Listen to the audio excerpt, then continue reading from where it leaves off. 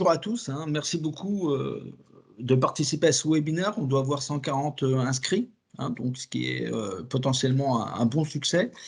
Donc, on va traiter aujourd'hui l'impact de l'électrification des véhicules sur l'industrie automobile française, avec différents points de vue.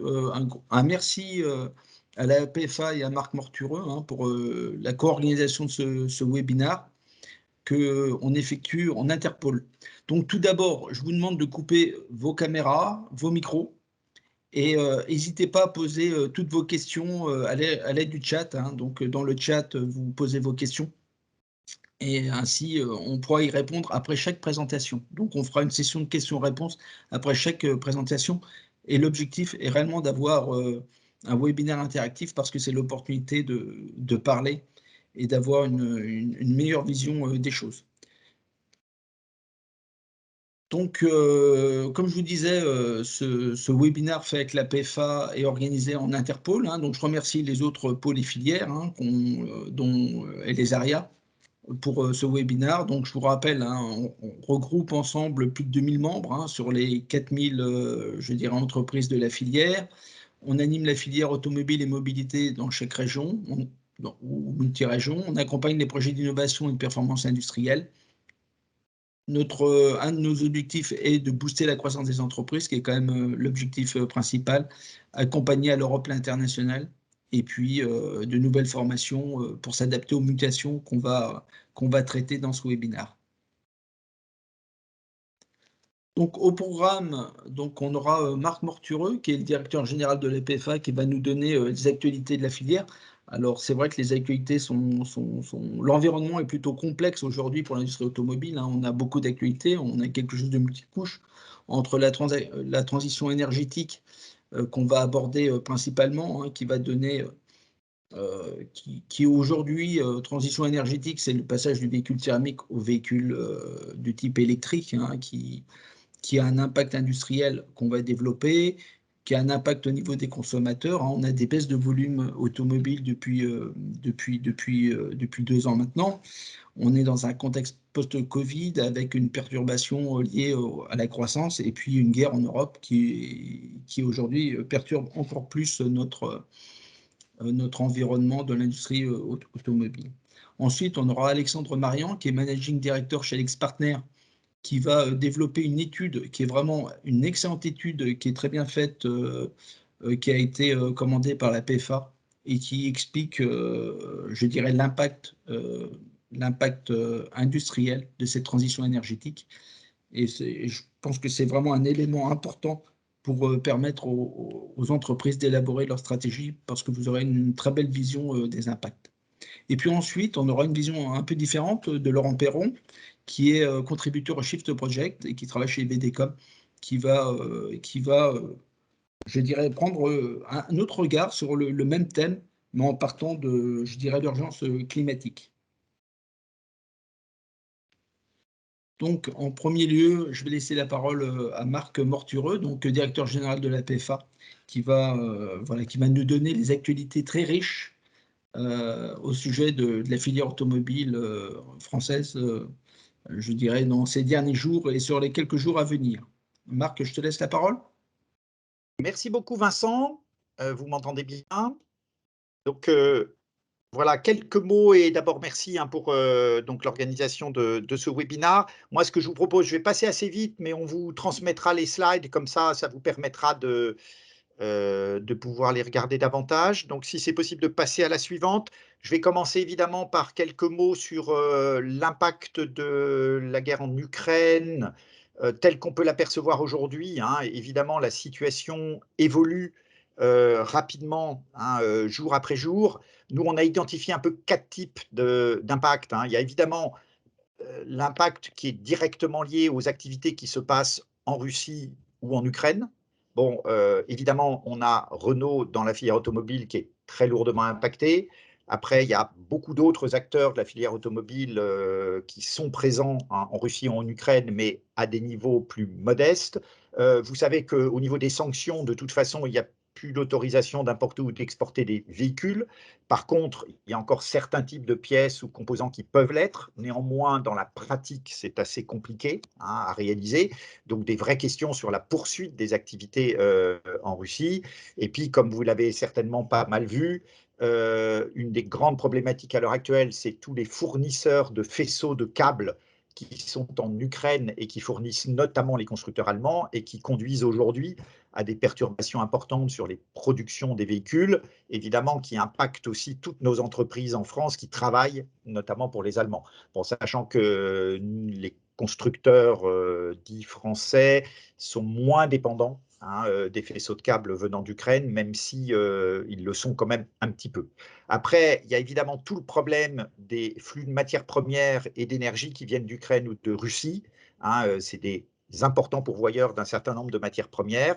On a des préoccupations sur le noir de carbone, on a des préoccupations sur des gommes synthétiques, et puis évidemment toute une série de métaux, aluminium, nickel, palladium, certains types d'acier un peu spécifiques, des ferroalliages venant fortement d'Ukraine, évidemment le gaz, avec toutes les conséquences sur l'énergie, peut-être des questionnements sur ou pas le risque d'aggravation de la pénurie de semi-conducteurs parce que la Russie fournit ou l'Ukraine un certain nombre d'éléments qui interviennent dans la fabrication des semi-conducteurs. Ça, c'est à voir ce que ça va donner, sachant que, évidemment, une des grandes difficultés qu'on a, c'est qu'aujourd'hui, ce n'est pas une crise qui se succède à une autre, c'est la superposition de toutes les crises, puisque Covid, c'est pas terminé. Vous voyez ce qui se passe en Chine avec des conséquences peut-être sur l'ensemble de l'Asie, y compris sur les semi-conducteurs qui risquent de revenir.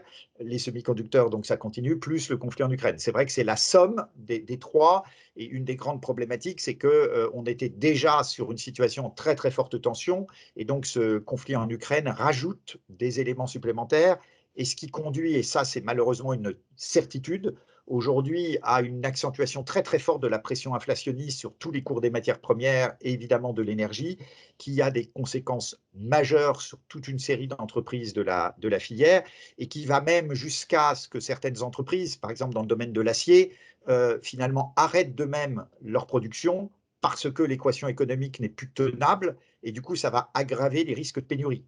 Donc c'est vrai qu'on est dans une perspective, disons, où il y a énormément de points de fragilité à l'heure actuelle. Il y a des cellules de crise partout pour essayer de trouver des solutions, dans un contexte où en plus la logistique est quand même très très perturbée, que ce soit le transport aérien avec la fermeture de l'espace aérien de Russie, le transport maritime qui était déjà extrêmement tendu, le transport terrestre également. Donc plus les questions d'un certain nombre de personnel ukrainien qui travaillait notamment dans toute une série d'usines dans les pays d'Europe de l'Est et qui, pour partie, repartent dans leur pays pour participer à la guerre et qui, du coup, peuvent aussi avoir des conséquences. Donc tout ça se gère en partie, mais jusqu'où et quels sont les risques d'effet domino? C'est évidemment une grande question à ce stade, mais évidemment, c'est quand même beaucoup d'éléments qui conduisent à des surcoûts absolument considérables. Donc, si c'est possible de passer, j'essaye d'aller assez vite par rapport à ça. Au niveau du marché lui-même, bon, le début de l'année n'est pas extraordinaire. C'est en rouge l'année 2022. Donc, vous voyez qu'on démarre, ça c'est en France, les immatriculations en dessous de l'année 2021 qui est en jaune, en dessous de l'année 2020 et très en dessous de la moyenne, je dirais, de long terme, qui était sur une période 2010 à 2019, donc en pointillé. Donc 2 mois de suite qui sont vraiment bas après 2 années historiquement basses. Bon, le niveau des commandes qui avait fléchi en janvier est revenu à peu près au mois de février comme l'année dernière.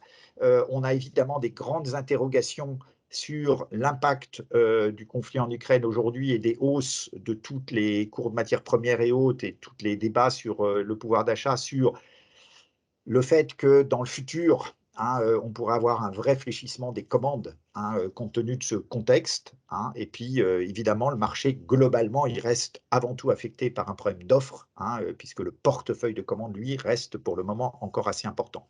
Donc la suite, si c'est possible. Donc là, c'est l'évolution des immatriculations de voitures particulières neuves qui sont électriques ou hybrides en France. Donc vous voyez que sur l'année 2021, la progression s'est poursuivie. On redémarre, hein, sur 2022 sur un rythme qui est encore dans une certaine croissance, mais qui est quand même assez modéré, hein, mais c'est quand même une certaine croissance. Et donc, on va clairement atteindre les objectifs que la filière s'était donné à fin 2022 d'atteindre au global un parc d'au moins 1 million de véhicules, soit 100% électriques, soit hybrides rechargeables. On devrait même le dépasser un peu et les parts de marché commencent à devenir plus significatives. Donc la suite, donc si c'est possible, voilà. Donc ça, c'est des immatriculations au niveau de l'Europe. Hein, le marché en Europe a baissé de 2% en 2021 par rapport à 2020, donc vraiment on reste, et donc de 27% par rapport à 2019. L'ACEA, donc au niveau européen, avait anticipé quand même une certaine reprise cette année, hein, de l'ordre de 8%. C'était en janvier, donc avant, hein, le conflit en Ukraine. Aujourd'hui, grand point d'interrogation, hein, sur la capacité ou pas de remonter un peu quand même sur cette année 2022. C'est évidemment trop tôt pour dire, mais c'est sûr que la prévision qui a été faite est quand même assez largement remise en cause. Donc la suite, donc ça c'était simplement l'impact des pertes de production liées aux semi-conducteurs. Donc ça, c'était le 14 février, donc ça date déjà d'il y a un mois pour ce qui est de l'année 2022. On voit bien que 2022 repart avec quand même progressivement une réévaluation mois après mois de l'impact des semi-conducteurs. On espérait qu'en deuxième partie d'année, ça commence à s'améliorer. À ce stade, c'est vraiment très, très difficile de dire ce qu'il en sera. Donc la suite, donc ça, c'est les indices des prix des automobiles, hein, qui est en forte hausse. Et encore là, on voit que jusqu'en janvier, si on répercute les coûts actuels, hein, ça risque de monter encore.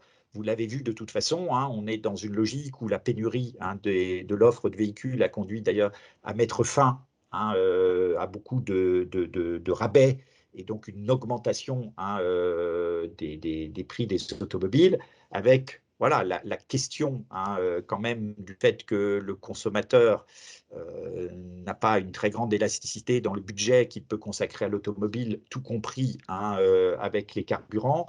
Et donc, l'augmentation aussi, hein, des hausses des carburants peut avoir des impacts importants. Je crois que c'est la slide d'après. Voilà, un indice des carburants qui est en très forte hausse, et encore là, ça s'arrêtait en janvier, hein, donc évidemment, ça a été encore plus spectaculaire ces derniers temps, donc je ne vous fais pas un dessin, on peut passer à la suite. Alors, au niveau de l'activité de la construction automobile et de la fabrication d'équipements, c'est les courbes en orange et en vert, hein, qui sont à comparer. Bon, là, il y a la fabrication de carrosseries et de remorques en bleu. Bon, on voit bien que tout ce qui est construction automobile et fabrication d'équipements automobiles est quand même bien, bien en deçà de la tendance habituelle, hein, de long terme, hein, qui est plutôt autour de l'indice 100. On est entre voilà, 81, 89. Ça a été un petit peu mieux en décembre, c'est retombé en janvier. Donc voilà la suite.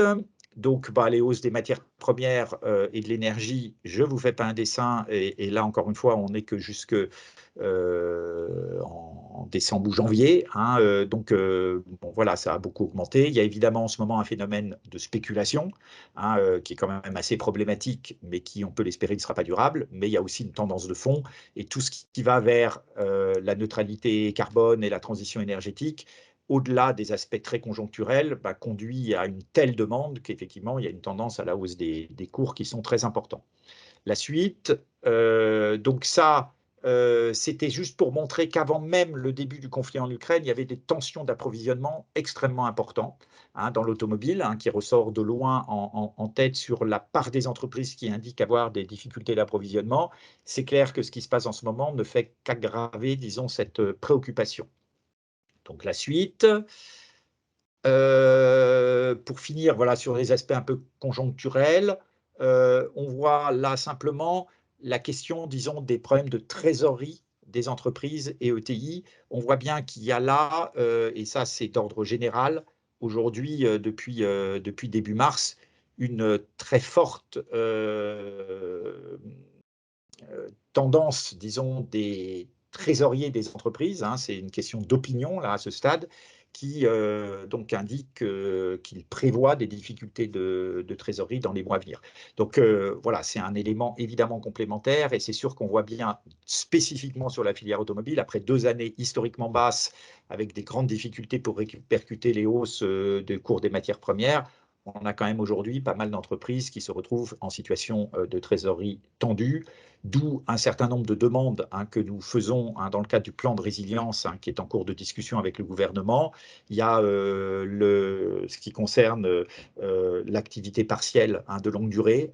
Vous savez qu'il y avait un dispositif qui durait maximum 24 mois, donc 2 ans. Certaines entreprises ont mis en place ce dispositif dès l'été 2020, donc vont arriver à l'été 2022 en bout de ce dispositif. Et nous, on demande au moins à ce que ce dispositif puisse être prolongé sur une période supplémentaire de 6 mois, voire d'1 an, parce que malheureusement, on sait que les impacts de ce qui se passe en ce moment vont perdurer au-delà de cet été. Il y a par ailleurs donc une forte demande que nous avons au niveau des PGE, des prêts garantis par l'État, donc de plaider pour qu'il puisse y avoir des rééchelonnements et un étalement davantage dans le temps des remboursements des PGE, sans qu'il y ait besoin, comme c'est le cas à l'heure actuelle, de passer par des procédures de conciliation qui sont très complexes, qui sont très sensibles, qui peuvent avoir des impacts importants par rapport aux clients. Donc voilà, on a demandé ça, c'est pas gagné, c'est évidemment des discussions aussi à avoir au niveau européen. Et puis ce qu'on demande aussi évidemment, c'est qu'on arrive à retrouver des règles du jeu au niveau au moins des cours de l'électricité. Bon, c'est plus compliqué pour les énergies fossiles qui ne dépendent pas du tout de nous, mais d'essayer de revoir un petit peu les logiques qui prévalent aujourd'hui sur le cours des marchés de l'électricité en Europe, où on se retrouve à subir des hausses absolument considérables des prix liées au fait que la logique est basée sur le coût marginal de la production supplémentaire d'un mégawattheure, donc complètement indexé aujourd'hui sur le gaz, ce qui quand même pose d'énormes problèmes au-delà de tous les autres problèmes qui sont posés à l'heure actuelle. Donc voilà, notamment voilà les principaux sujets sur lesquels on intervient. Donc si on peut continuer, donc quelques slides supplémentaires. Voilà, simplement au niveau, bon, il y a toute une panoplie de mesures de soutien qui ont été mises en place par les pouvoirs publics. On a notamment donc en ce moment l'appel à projet donc de soutien à la sous-traitance et qui donc a fait l'objet d'ailleurs de dépôt de dossiers. L'échéance était hier soir. J'avais compris qu'il y avait potentiellement une 60aine de dossiers qui avaient été ouverts. Je ne sais pas combien ont été effectivement complétés, mais il y a eu un certain nombre de besoins. Le processus, évidemment, va continuer. Il y aura d'autres échéances, mais l'échéance d'hier soir était une échéance importante puisque c'est la dernière échéance qui permet de bénéficier un peu des souplesses accordées par l'Union européenne en matière d'encadrement des aides d'État. Donc ça, c'était important. Ce qu'on attend aujourd'hui, c'est une annonce pour relancer le CORAM. Donc là, c'est plutôt sur les projets de R&D. On espère que ça va effectivement sortir. On est réintervenu auprès des pouvoirs publics pour que ça puisse sortir parce que ça nous paraît extrêmement important. Voilà, je passe pour la suite encore quelques éléments. Euh, Au niveau européen, on est dans un contexte où il y a beaucoup de discussions à l'heure actuelle. Bon, nous, on pousse très très fort, comme on est de toute façon parti sur cette trajectoire de très très forte transition vers l'électrique, et que d'un certain côté, ce qui se passe en ce moment, de façon un peu paradoxale, encourage encore plus le politique à dire il faut encore accélérer la transition pour sortir de notre dépendance aux énergies fossiles. Donc, c'est plaide plutôt pour accélérer encore.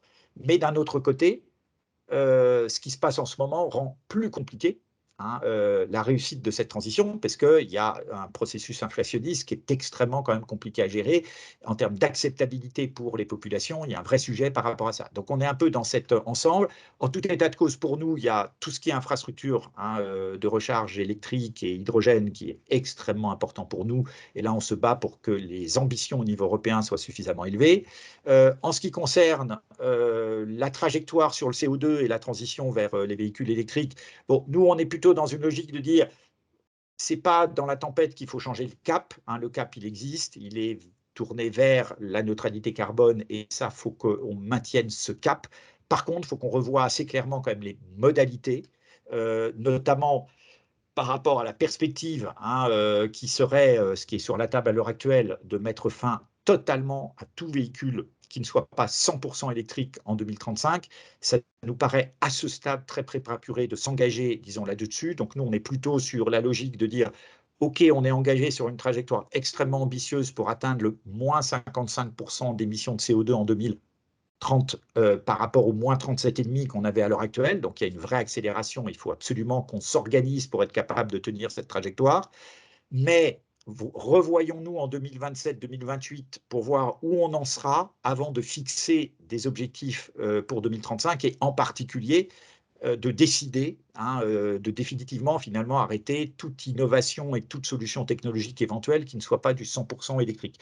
Donc on n'est pas du tout dans une logique de vouloir ralentir la transition, mais un petit peu de réalisme par rapport, disons, aux difficultés et aux incertitudes qu'on a aujourd'hui. Ça nous paraît extrêmement risqué, hein, de se fermer dès aujourd'hui toute piste autre que le 100% électrique avec toutes les questions qu'il y a et qu'on regarde en 2027-2028 où on en sera aussi du contenu carbone de l'électricité en Europe, puisque évidemment toute cette trajectoire n'a de sens si on a suffisamment d'électricité décarbonée, donc c'est un point important. Bon, je reparle pas des enjeux de taxonomie, mécanisme d'ajustement carbone aux frontières, bon, on pourrait en parler, mais ça va rentrer trop de temps.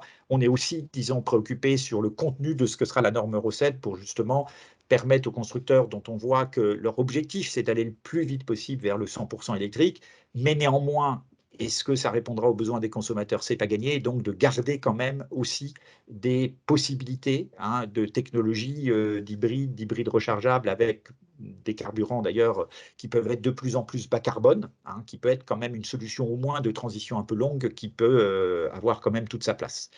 Donc pour finir, encore un ou deux slides, je crois. Voilà, élection présidentielle.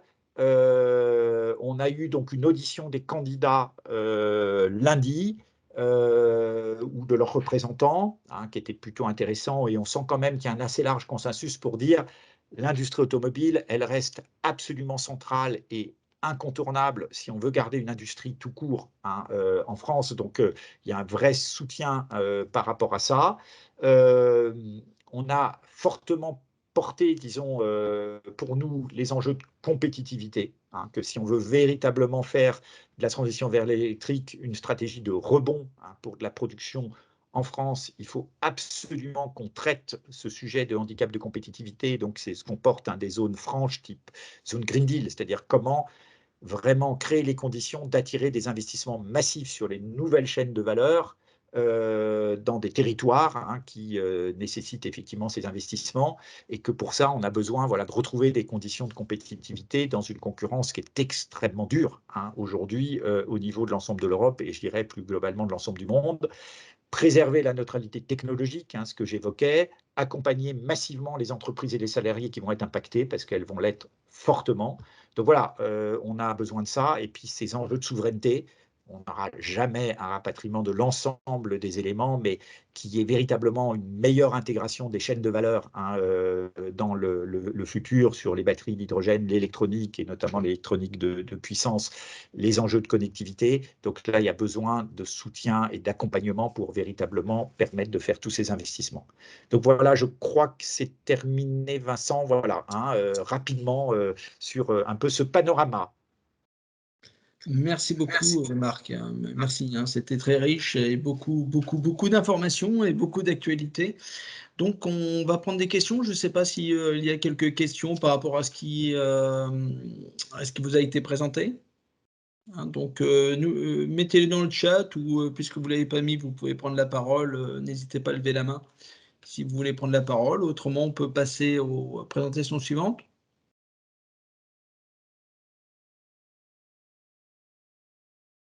Bon, ben, Marc, je pense que tu as été très clair, hein, puisque nous n'avons pas de questions. Je pense que les gens sont relativement conscients, je pense, de la situation actuelle.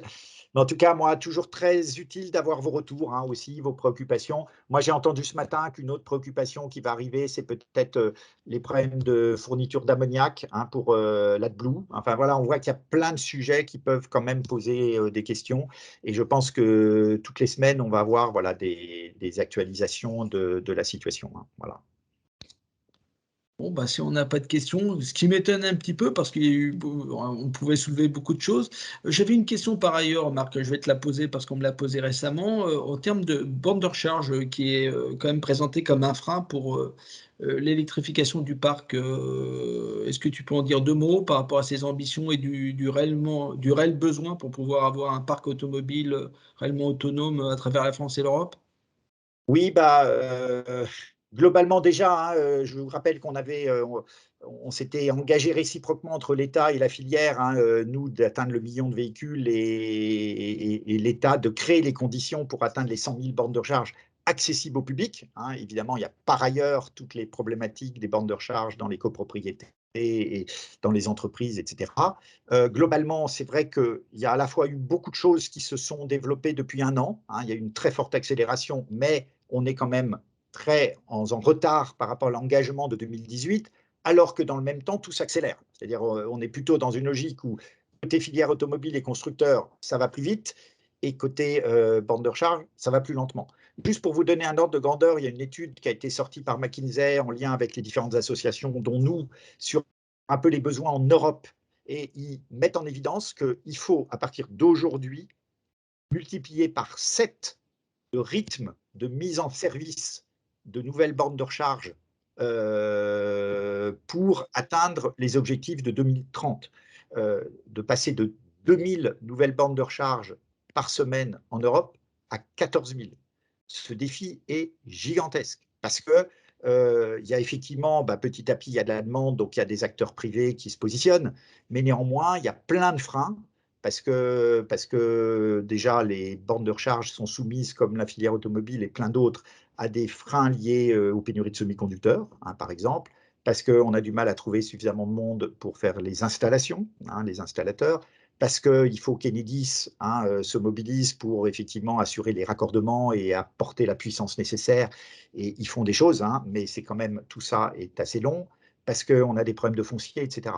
Donc c'est vrai que c'est un peu une des difficultés qu'on a. Il y a une vraie mobilisation, donc il y a vraiment des choses qui avancent, mais par rapport à la trajectoire telle qu'elle est indiquée, c'est un effort absolument gigantesque qu'il faudrait faire. Et la France n'est pas la pire, évidemment, hein, des zones sur l'ensemble de l'Europe. Donc c'est vrai qu'il y a quand même beaucoup d'interrogations sur cette volonté de basculer au tout électrique rapidement, quoi, très rapidement. Alors, merci beaucoup Marc. Alors, on a 2 questions. Donc la première qui anticipe, la deuxième présentation, hein,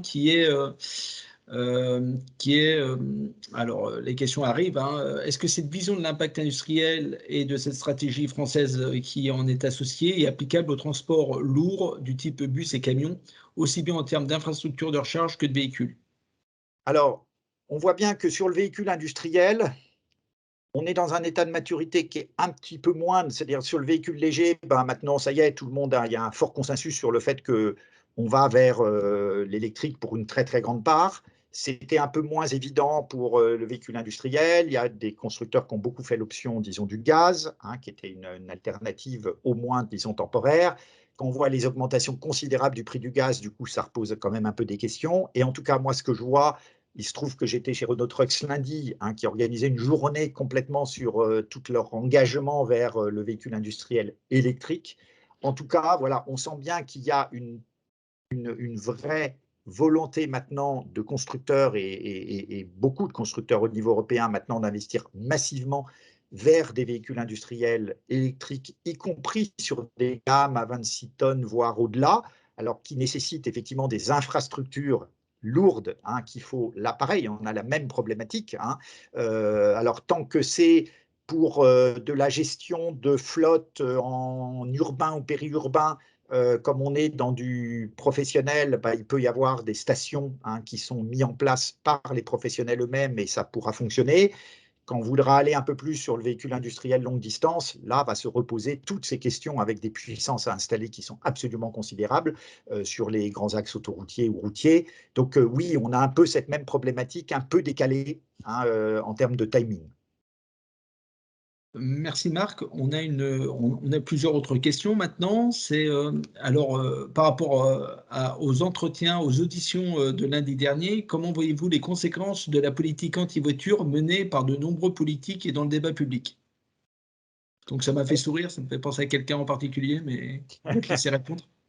Alors d'abord, ce qui est amusant, c'est que quand on est en campagne électorale, il y a quand même beaucoup de candidats qui déclarent leur amour pour la filière automobile quand même. Voilà, on a tendance parfois à entendre des choses qui sont plus positives, même si ce n'est pas le cas de tout le monde, hein, c'est clair. Encore une fois, moi, ce que je ressens, c'est qu'il y a d'abord une vraie prise de conscience des enjeux qu'il y a hein, aujourd'hui autour de la filière automobile.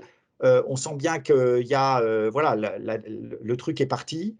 On voit bien que les constructeurs eux-mêmes hein, ont tendance à l'accélérer parce qu'aujourd'hui, bah, avec la réglementation telle qu'elle est, ils ont intérêt à aller le plus vite possible. Et en même temps, on voit bien que le politique, il se rend compte quand même de toutes les difficultés qu'il va y avoir et d'acceptabilité hein, au niveau des populations. Donc, nous, notre grand combat aujourd'hui pour la filière automobile, en tout cas, c'est vraiment ces enjeux de compétitivité. C'est logique là qu'on a essayé de défendre de zones franches et hautes parce que, voilà, nous, on est convaincus qu'on a des vrais atouts. Hein. Je pense que les politiques ont bien entendu les messages.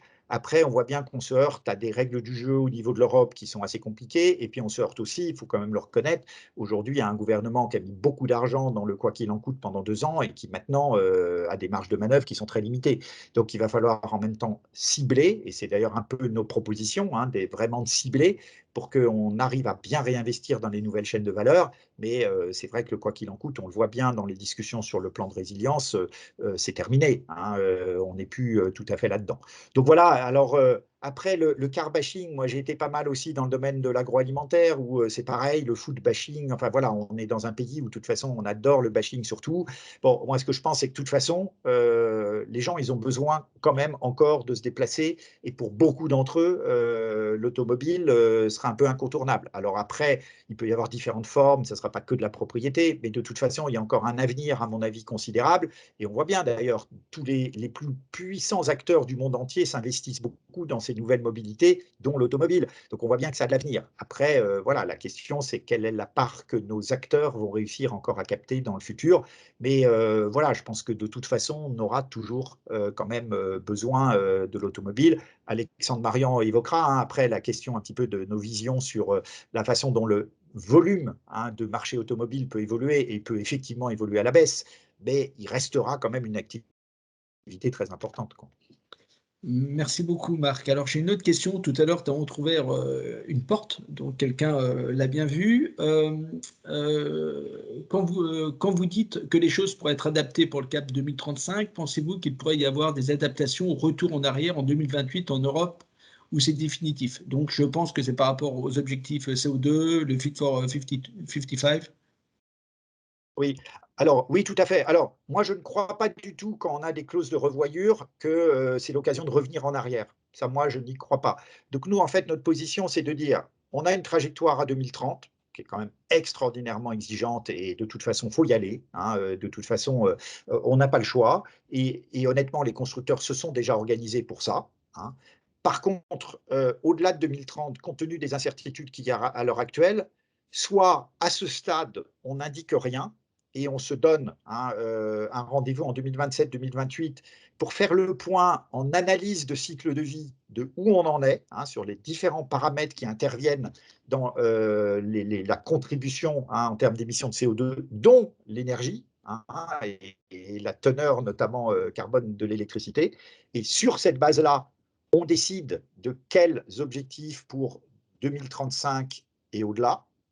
Soit si, et honnêtement, à ce stade, c'est difficile d'éviter qu'il y ait des choses indiquées pour 2035, qu'on essaye de faire en sorte que les objectifs qui seraient aujourd'hui fixés pour 2035 préservent davantage qu'aujourd'hui la neutralité technologique en ne se mettant pas un objectif du moins 100% hein, de CO2 qui condamne d'office tout ce qui peut être hybride, quelles que soient les solutions, ou du thermique qui pourrait fonctionner avec des carburants très bas carbone, voire e-fuel, comme les Allemands, disons, veulent le porter.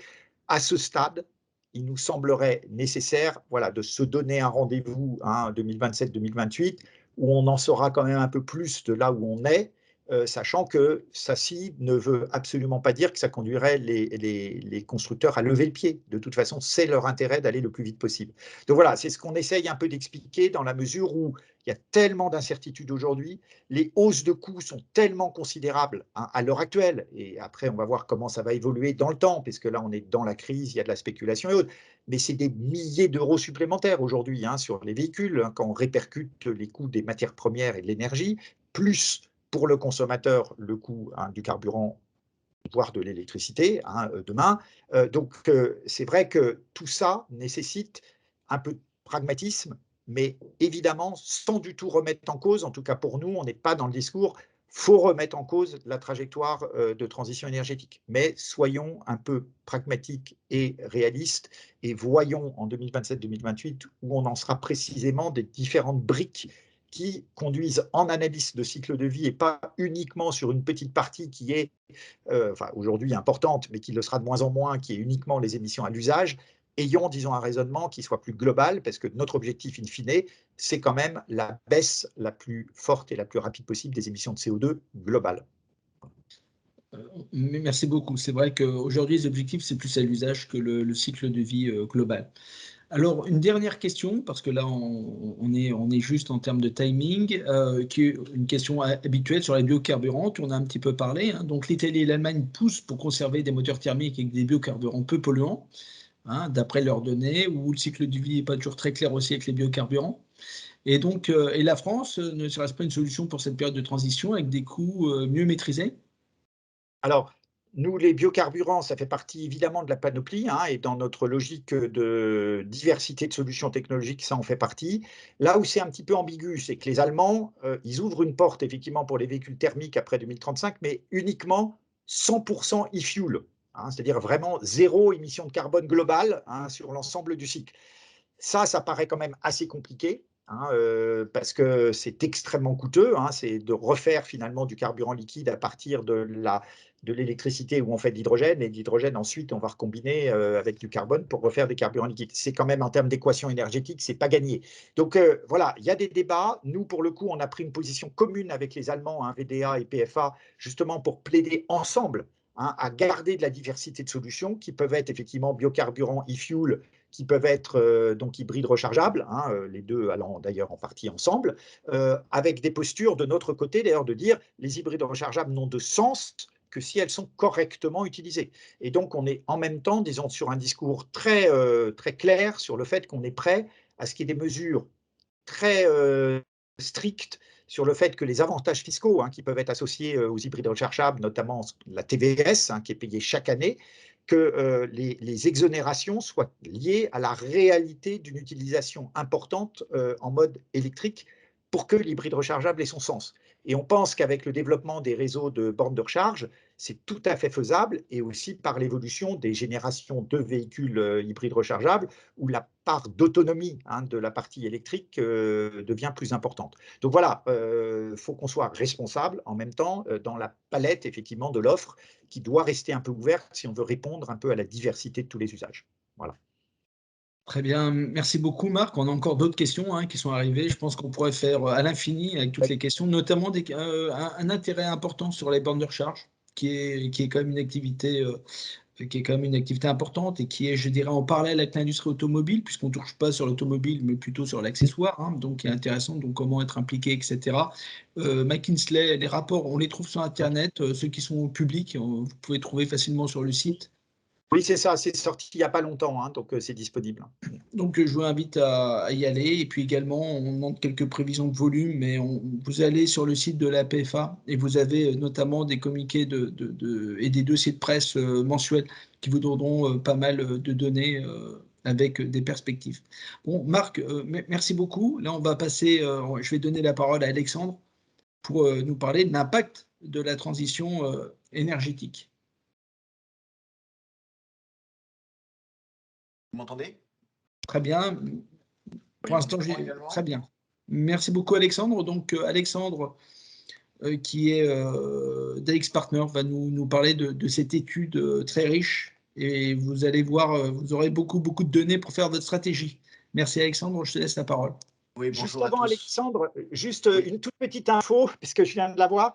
Il y a eu quand même 120 dossiers qui ont été déposés dans l'appel à projet sous-traitance, hein, quand même 120. Donc, il y a une belle mobilisation des entreprises de la filière dans l'appel à projet, hein, pour des nouveaux investissements. Donc, c'est plutôt quand même une bonne nouvelle dans un contexte où on pouvait craindre que beaucoup d'entreprises n'aient plus les capacités à déposer de nouveaux projets d'investissement. Voilà, excuse-moi Alexandre, hein, voilà. Non, mais je pense que c'est très important. Je pense que c'est également partie de l'objet de cette étude. Alors, juste un point pour introduire l'étude. C'est une étude qui a une vision, on va dire, plutôt long terme, moyen-long terme, hein. L'objectif de l'étude qu'on a faite avec la PFA et avec l'ensemble des intervenants de la filière, c'était d'avoir une vision pour accompagner la filière automobile dans la transition énergétique. Ce qu'on va faire ce matin, c'est vous présenter les résultats des différents scénarios de transition. Avec Marc aussi, ça c'est quelque chose sur lequel on a beaucoup travaillé, c'est qu'on s'est dit, bon, personne n'a une boule de cristal exacte, donc autant travailler sur de nombreux scénarios. Et je pense on est encore une fois prouvé, il est encore une fois prouvé qu'on a eu bien raison d'approcher cela en termes de scénario et en termes de potentiel, quand on voit ce qui est en train de se dérouler. Et à partir de ces différents scénarios, finalement, on présentait les opportunités de croissance pour la filière automobile, donc vraiment se focaliser sur les opportunités et ce que disait Marc, les appels à projets. Et puis après, pour les sous-filières qui seront impactées négativement, parce que c'est inévitable, hein, quand on regarde les données, il y a des filières qui vont vraiment souffrir de cette transition vers le véhicule électrique. Quelles sont les options de diversification et comment est-ce qu'elles doivent réfléchir à cette transition également? Et en dernier point, je partagerai les conclusions de l'étude. J'ai préparé une page pour aussi discuter à court terme des impacts de la crise ukrainienne et de la flambée des prix et de l'inflation qu'on est en train de vivre, juste pour donner des pistes de réflexion sur comment est-ce que ça pourrait impacter plus à moyen long terme. Et donc, on pourra aussi intégrer ça en termes de conversation. Pour le dialogue, alors, je vous propose, évidemment, on fera une section de questions-réponses. Cela étant dit, il y a un certain nombre de pages qui nécessitent un petit peu d'explication. Si jamais ce n'est pas clair, j'ai le chat où vous pouvez poser des questions de clarification sur le contenu des pages aussi. Alors, en fait, cette étude, elle a été missionnée par la PFA à l'été dernier pour positionner la filière automobile française vers la transition énergétique. La première étape de ce travail, ça a été vraiment de comprendre dans le détail, au niveau des pièces et composants, comment se déroulait la transition, s'il y avait un impact mix, quels seraient les impacts quantitatifs. Et puis après, une fois qu'on a fait ce travail de fond tout au long de l'été dernier, on a été à la rencontre de l'ensemble des industriels pour évaluer quelles seraient les conditions de succès, les leviers de compétitivité, valider aussi un certain nombre d'hypothèses et puis discuter aussi de quelle va être la valeur qui va être prise au sein des équipementiers, au sein des fournisseurs de rang 2 et au sein des constructeurs. Et puis en dernière étape, au mois d'octobre-novembre, on a effectué un travail sur les opportunités au sein de la filière et en dehors de la filière. Donc, quand je dis qu'on a rencontré, que c'est un travail commun, que ce n'est pas un travail purement d'Alix Partners ou de la PFA, c'est vraiment, on a fait un grand nombre d'entretiens avec les acteurs de la filière, que ce soit les équipementiers, les constructeurs, et on a eu une véritable émulation, je dirais, et un véritable partage des informations. Ça, c'est la vision, ce rapport est vraiment la vision partagée de l'ensemble des acteurs de la filière automobile en France. Un autre point qui est quand même important, parce qu'on va parler de l'aspect social, c'était le périmètre de l'étude en termes d'emploi. Donc, on a identifié que ce périmètre d'étude, il couvre 315 000 emplois. On s'est principalement intéressé à, on va dire, l'amont de la filière, c'est-à-dire tout ce qui concerne la production et un peu moins l'aval. Et on va dire pour moitié côté équipementier et constructeur, et pour moitié, finalement, les groupes de fournisseurs qui sont, on va dire, impactés à différents niveaux, que ce soit les groupes à risque, l'emboutissage, le décolletage, que ce soit des groupes qui sont impactés de manière diverse et variée au sein de la plasturgie, du caoutchouc et des fixations, et certains groupes qui vont également bénéficier de beaucoup d'opportunités de croissance. Et j'aurai l'occasion de revenir dessus lors de la présentation. Alors, premier point très important, et j'aurai l'occasion également d'y revenir parce que je pense que c'est un point qui est souvent négligé dans le cadre de la transition vers le véhicule électrique et qui n'est pas compris et qui est encore plus impacté par la crise ukrainienne. Un véhicule électrique, ça coûte au niveau du coût BOM, donc Bill of Material, 60% de plus qu'un véhicule thermique. Évidemment, il y a environ une réduction de 90% de toutes les pièces qui sont liées au véhicule thermique. Il ne reste plus finalement qu'un essieu, un arbre de transmission. Mais quand on regarde les pièces qui sont ajoutées, principalement ce qui concerne la cellule et le pack batterie, qui représentent environ 8 000 € en 2019. On a pris les valeurs de 2019 et j'expliquerai après comment est-ce qu'on a essayé de projeter ce coût à horizon 2030. Des éléments d'électronique de puissance, des éléments de moteur électrique, et puis évidemment un certain nombre de pièces qui vont augmenter qui augmentent en termes de valeur, notamment tout ce qui concerne la climatisation et le refroidissement moteur et l'électricité électronique également. Là, on parle d'un véhicule moyen. Donc un véhicule moyen en Europe thermique, ça coûte hors valeur d'assemblage et avant la vente des clients 15 000 € à produire. On va dire tout ce qui concerne les pièces et composants. Et ça coûte 24 000 € pour un véhicule électrique. C'est un véhicule moyen de segment BC. Et pour le véhicule électrique, on est parti sur la base d'un véhicule de 60 kWh qui nous semble être le cœur de ce qui va être développé en Europe à horizon 2030 également. Si on fait une vision par sous-filière, donc là, l'un des éléments de cette étude, c'était bien évidemment de donner la vision pièce et puis également de donner la vision impact filière par sous-filière. Donc on a été vraiment en mesure de croiser les données. On voit que évidemment, un certain nombre de sous-filières sont en risque, notamment le décolletage, la fonderie associée à la fonte et la forge. Là où un certain nombre de pièces sont en augmentation, que ce soit l'électronique, l'extrusion alu. Alors l'extrusion alu, c'est un sujet qui est très particulier parce qu'il y a l'extrusion alu, la fonderie aluminium gravitaire va perdre en valeur. Par contre, l'extrusion alu va gagner en valeur et donc net, c'est une entité qui risque d'être impactée. Ensuite, une fois qu'on a fait ce premier point d'entrée, qui est la valeur d'un véhicule, on a regardé finalement un certain nombre d'effets avec des impacts différenciés selon les sous-systèmes thermiques. Donc, le premier effet qu'on a regardé, on a fait différents scénarios de mix motorisation, véhicules thermiques, hybrides et électriques. Et je vous expliquerai un peu comment est-ce qu'on a construit cela. Un effet de productivité, donc réduction des prix, réduction des coûts. Donc là aussi, je vous expliquerai comment est-ce que ces hypothèses de productivité ont été développées et finalement permettent de développer le champ des possibles. Et en résultant, on en a déduit les effets volume, parce que lorsque le prix augmente, évidemment, on s'attend à ce qu'il y ait un effet volume qui baisse. Et là aussi, je vous expliquerai comment est-ce qu'on a développé ça, et notamment, ça permettra de répondre à la question de Damien sur les prévisions de volume de production de véhicules à horizon 2030.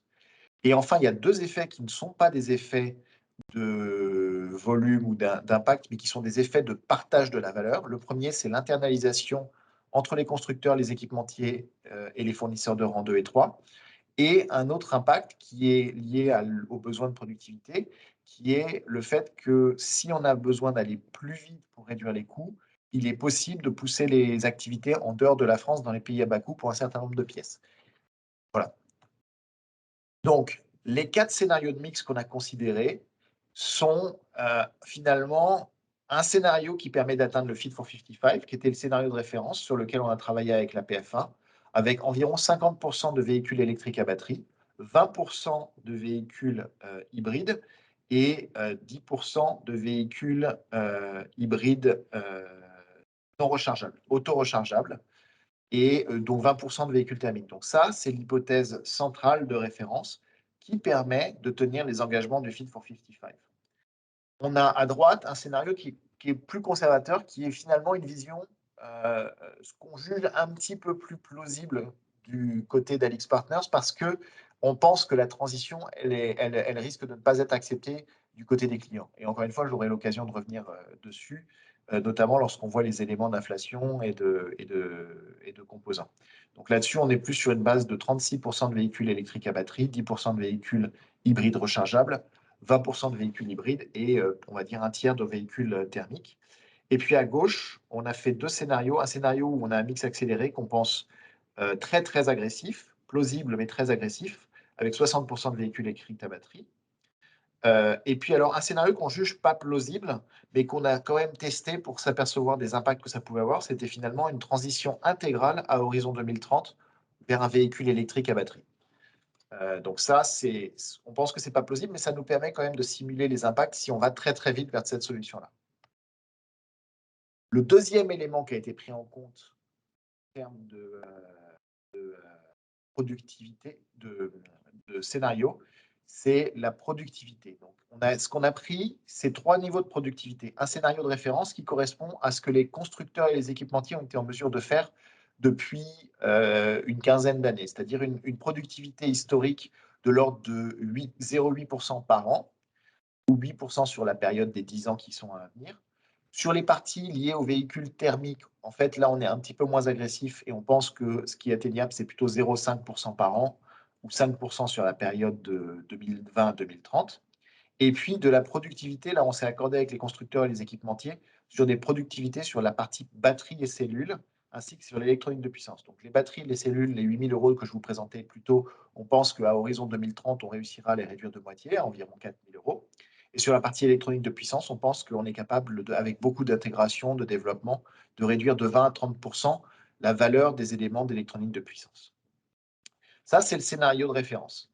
À droite, on a pris un scénario où finalement, tout ce qui est travaillé en termes de productivité est neutralisé par des surcoûts, que ce soit des surcoûts qui sont liés à de la réglementation, que ce soit des surcoûts qui sont liés à de l'inflation qui n'est pas transmise aux clients, qui n'est pas visible, enfin qui est de l'inflation ponctuelle et non pérenne.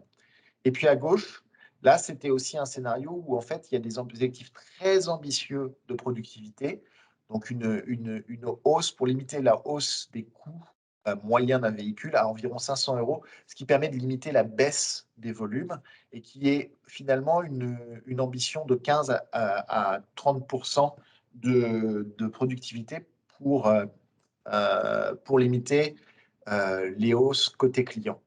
On a certains constructeurs automobiles qui disent que c'est nécessaire pour permettre de ne pas détruire le marché. Nous, on pense que c'est quand même très ambitieux si on parle à périmètre similaire. Et la seule manière finalement d'atteindre cette productivité objective, pour nous, ce serait via du décontenting très très important. Donc ça nous donne finalement le champ des possibles de quel va être le coût d'un véhicule pour les constructeurs automobiles à horizon 2030. Vous avez le mix, vous avez le coût.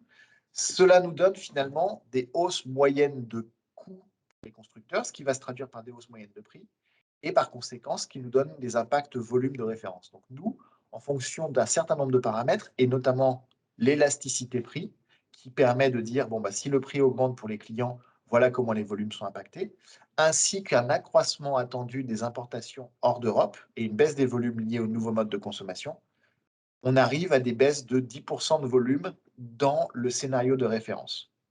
Alors, en fonction des différents scénarios, on est entre 4% de baisse de volume. Et puis, alors, si tout devenait électrique, on pense qu'on serait plutôt à 4 500 € d'augmentation de prix, de coût d'un véhicule électrique, et donc 25% de baisse de volume, ce qui est colossal hein, quand on est.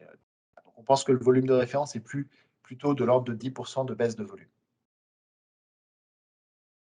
Est-ce que vous avez des questions par rapport à ça avant que je passe à la partie insourcing? Donc, sur l'insourcing, là, on s'est focalisé sur tout ce qui est nouveau. Donc, sur l'e-powertrain, ce qu'on voit, c'est que les constructeurs prévoient de garder en interne, via des makes ou via des JV, 70% de la production. Ce qui fait qu'il y a 30% de la production qui serait ouverte au tissu fournisseur français. Cela veut dire le pack batterie, des éléments d'électronique de puissance, mais en ce qui concerne finalement les cellules et les modules de batterie, ainsi que ce qui concerne le moteur et la transmission, là, on voit que ce serait plutôt internalisé au sein des constructeurs automobiles. Il faut savoir que ce n'est pas surprenant côté e-moteur, hein, ça fait partie des core business. Côté cellules et modules batterie, il y a évidemment des nouvelles compétences à développer. Il y a beaucoup de gens qui voient ça comme un élément stratégique. C'est également pour les constructeurs un élément qui leur permet de réutiliser leurs ressources dans le cadre de la transition vers le véhicule électrique. Et j'aurai l'occasion de vous expliquer un peu l'impact que ça veut dire en termes d'emploi pour la France. En tout cas, lorsqu'on fait le bilan. Et ça, c'est vrai, quels que soient les scénarios, on s'aperçoit que ce qui est disponible pour le tissu fournisseur français baisserait de l'ordre de 10% ou d'environ 1 500 €, quels que soient les scénarios. Donc, ce que vous voyez à gauche, c'est la valeur à 2019 de ce qui est accessible au tissu fournisseur français, 14 200 € environ. Lorsqu'on regarde les scénarios à horizon 2030, on voit qu'on serait plutôt à 12 700 € de valeur véhicule accessible au tissu fournisseur et que finalement, la majeure partie de l'augmentation du coût serait absorbée au sein des constructeurs et des équipementiers, avec évidemment, si on va très très vite, une partie qui va également être poussée vers un ressourcing additionnel en dehors de France pour permettre de tenir les objectifs de productivité. Qu'est-ce que ça veut dire en termes d'impact? Alors évidemment, les impacts sont très très différenciés en fonction des sous-filières. Ce que vous voyez sur ce tableau-là, c'est l'impact des scénarios en fonction de la croissance ou la décroissance de chacune des sous-filières en fonction des différents scénarios. Le scénario de référence vous montre que, évidemment, la batterie, l'électronique et également la fonderie extrusion alu va croître, même si je vous l'ai expliqué plus tôt, la fonderie gravitaire va décroître de manière significative, là où la fonderie haute pression et l'extrusion vont croître de manière significative. Et puis, toutes les autres filières vont être impactées. Alors, la plasturgie et les fixations, sera à peu près constant. Et puis après, on voit que le décolletage, le traitement des métaux, la fonderie fonte, on est plus dans des décroissances de chiffre d'affaires à horizon de moins 20, moins 30%, voire moins 40% pour le décolletage usinage. Et en termes d'emploi, ce qu'on se dit, c'est que la transition pourrait réduire entre 46 000 et 87 000 emplois, les emplois dans la filière automobile. Donc, ce que vous voyez à gauche, c'est des effets négatifs structurels, c'est-à-dire que c'est des emplois qui vont baisser parce que le mix va baisser, quoi qu'il arrive. Donc, ce qu'on dit, c'est que dans les groupes à risque, il y a 15 000 emplois qui risquent d'être baissés. Du côté des constructeurs, on est à 30 000 emplois environ qui seront réduits. Et pour les groupes intermédiaires, on est à 5 000 emplois. En revanche, il y a également des effets positifs qui sont conditionnés au fait d'investir dans ces domaines-là. Et donc, encore une fois, Marc, c'est très positif qu'il y ait un certain nombre d'appels à projets et de demandes de participer à cette transition. Ces effets positifs sont évidemment conditionnels à ce que les groupes français puissent bénéficier de ce développement. Ça, c'est l'aspect social. Juste un petit zoom sur les pièces et accessoires. Et dans le cadre de l'étude, on a développé vraiment des fiches techniques avec chacun des éléments et des pièces où les équipementiers pourraient participer. Donc, juste pour rappel, hein, dans un véhicule électrique, finalement, il y a 3 sous-systèmes qui correspondent à 45% du contenu d'un véhicule électrique. Le batterie, les modules batterie et le pack batterie qui correspondent à 8 000 €, avec le battery pack et le battery management system. L'électronique de puissance qui correspond à 1 500 € environ, soit 6% de la valeur, qui serait tout ce qui concerne les inverteurs, converteurs et tout ce qui est le chargeur également. Et puis, le moteur électrique et la transmission, qui sont également des éléments de croissance très importants avec beaucoup d'investissements potentiels et de besoins. Ça correspond au sous-système en croissance. Un des éléments dont je parlais beaucoup plus tôt, hein, c'est le développement d'une filière de fonderie extrusion aluminium qui est clé pour capter de la valeur sur un véhicule électrique. Il faut savoir que le pack batterie, en général, et aujourd'hui, la filière qui est privilégiée, c'est vraiment de l'extrusion aluminium. Il y a un besoin par rapport à ça, et c'est environ 500 millions de chiffre d'affaires ou 2500 emplois dont on voit qu'ils pourraient se développer en France. C'est également une pièce qui est structurante et qui est assez difficile à transporter, mais ce n'est pas impossible, hein. Aujourd'hui, il y en a quand même d'autres filières en Europe ou un petit peu plus loin qui produisent ce type de pièces. Donc ça, c'est un exemple pour capter de la valeur sur le véhicule électrique. Un autre élément dont on parle qui est en termes de création de valeur, qui est aussi très important pour la filière automobile, c'est le logiciel, le software. Alors, on ne parle pas de transformer des opérateurs en ingénieurs système. En revanche, il faut se rendre compte que dans le véhicule du futur, et de plus en plus c'est vrai, on voit que les constructeurs doivent muter vers de la production de logiciels. Ça doit être fait en continu avec des ressources qui développent du logiciel en besoin, alors qu'aujourd'hui, c'est plus perçu comme de la R&D. Et ça, c'est une des grandes nuances avec d'autres constructeurs nord-américains qui ont vraiment perçu ça comme étant un outil de différenciation très important. On verra que ce sera de plus en plus vrai. Il faut savoir que ça se développe, il y a un véritable besoin et c'est aussi un facteur important de création de valeur. Voilà, donc ça, c'est pour la partie croissance. Pour la partie sous-filière à risque. un des premiers points qui est très, très important à noter, c'est que pour les sous-filières à risque, aujourd'hui, le secteur automobile représente environ 50%, 46% de la valeur de tout ce qu'ils produisent. Donc, si cette valeur diminue de manière significative, même si les autres industries augmentent beaucoup, il est difficile de penser qu'elles pourront compenser intégralement. Et en fait, c'est ce qu'on voit. C'est-à-dire que nous, on a dit les filières de diversification hors automobile seraient potentiellement focalisées sur 4 industries, dont les bonnes de recharge qui ont un potentiel de croissance important. Mais ça représenterait finalement une partie, environ 50% du chiffre d'affaires perdu. Donc, toute cette croissance que vous voyez à droite, finalement, elle ne captera que 50% de ce qui va être perdu du côté du secteur automobile. Et l'autre point qui est, à notre avis, très important, c'est que ça, c'est de la théorie. L'autre point, c'est qu'il y a peu d'entreprises qui sont capables de se diversifier. En fait, lorsqu'on regarde les exemples dans l'aéronautique, dans le médical, on voit que beaucoup d'entreprises ont des moyens très, très différents, des usines spécifiques dédiées pour l'automobile et pour le médical ou l'aéronautique, parce que c'est des volumes qui sont extrêmement différents. Donc là, c'est aussi un des facteurs qui sont difficiles. Et aussi, l'autre point, c'est qu'il y a d'ores et déjà des acteurs dans la filière. Donc, par conséquent, en fait, ce que nous, on avait dit dans le cadre de cette étude, c'est qu'en dehors de l'automobile, il y aurait environ 2200 emplois qui pourraient être transférés vers les autres filières, mais que ces transferts d'emplois seraient principalement liés à des transferts d'effectifs d'une entreprise vers une autre entreprise, et que ce sera très, très difficile pour les entreprises actuellement uniquement focalisées sur le secteur automobile de se diversifier, que ce soit par la concurrence, que ce soit par les investissements nécessaires. Donc ça aussi, c'est un des messages très, très importants, mais aussi pas facile, qui est que il y aura des besoins, de transfert d'effectifs, mais ce sera plus compliqué pour les entreprises elles-mêmes de se diversifier. Voilà. Et alors, un des autres éléments de la conclusion de l'étude sur lequel je voulais revenir, c'est qu'on a dit il y a des éléments d'approfondissement, et on en parlait avec Marc notamment. Aujourd'hui, on parle de pack batterie, de ACC, de Verkor, qui sont des entreprises qui vont vraiment développer tout ce qui est cellules de batterie. Il y a également des opportunités dans la sous-filière électrochimie de batterie qui sont très, très importants et très, très structurants. Et c'est également le cas pour les sous-filières bornes de charge, véhicules électriques. Un autre point sur lequel on a beaucoup discuté aussi, c'est l'aspect hydrogène. Donc là, pour le coup, nous, on ne voit pas de gros volumes d'hydrogène à horizon 2030. On pense qu'il y a un certain nombre de secteurs, notamment les poids lourds, qui ont intérêt à développer cela.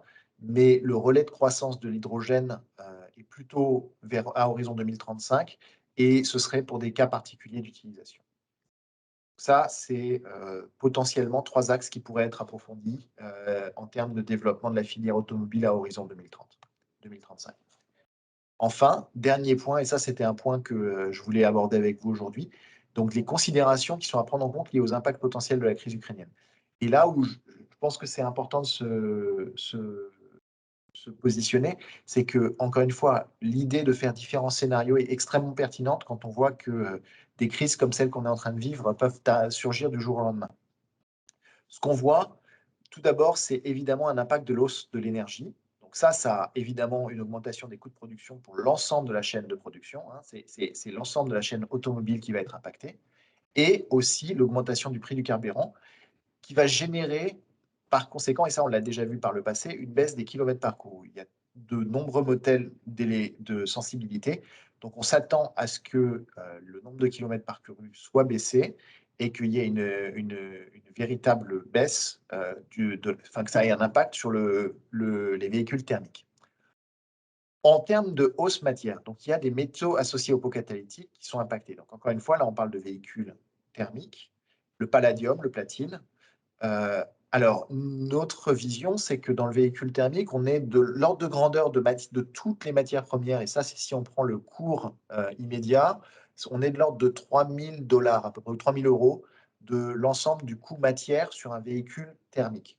Ce montant va indubitablement augmenter. Il a déjà augmenté de manière significative l'année dernière de environ 50%, et on pense que ça va continuer. Mais c'est également vrai pour le véhicule électrique à batterie, puisqu'on a également des métaux rares et des métaux liés à la batterie qui vont augmenter. On parle de nickel, mais il y a aussi du cuivre hein, qui est très important pour les connecteurs ou pour les moteurs électriques. Dans un véhicule électrique, par contre, le montant des matières premières, il est double par rapport à ça. On parle plus de 3 000 €, on parle plutôt de 6 000 €. Et donc, ça va d'autant plus impacter l'adoption des véhicules électriques.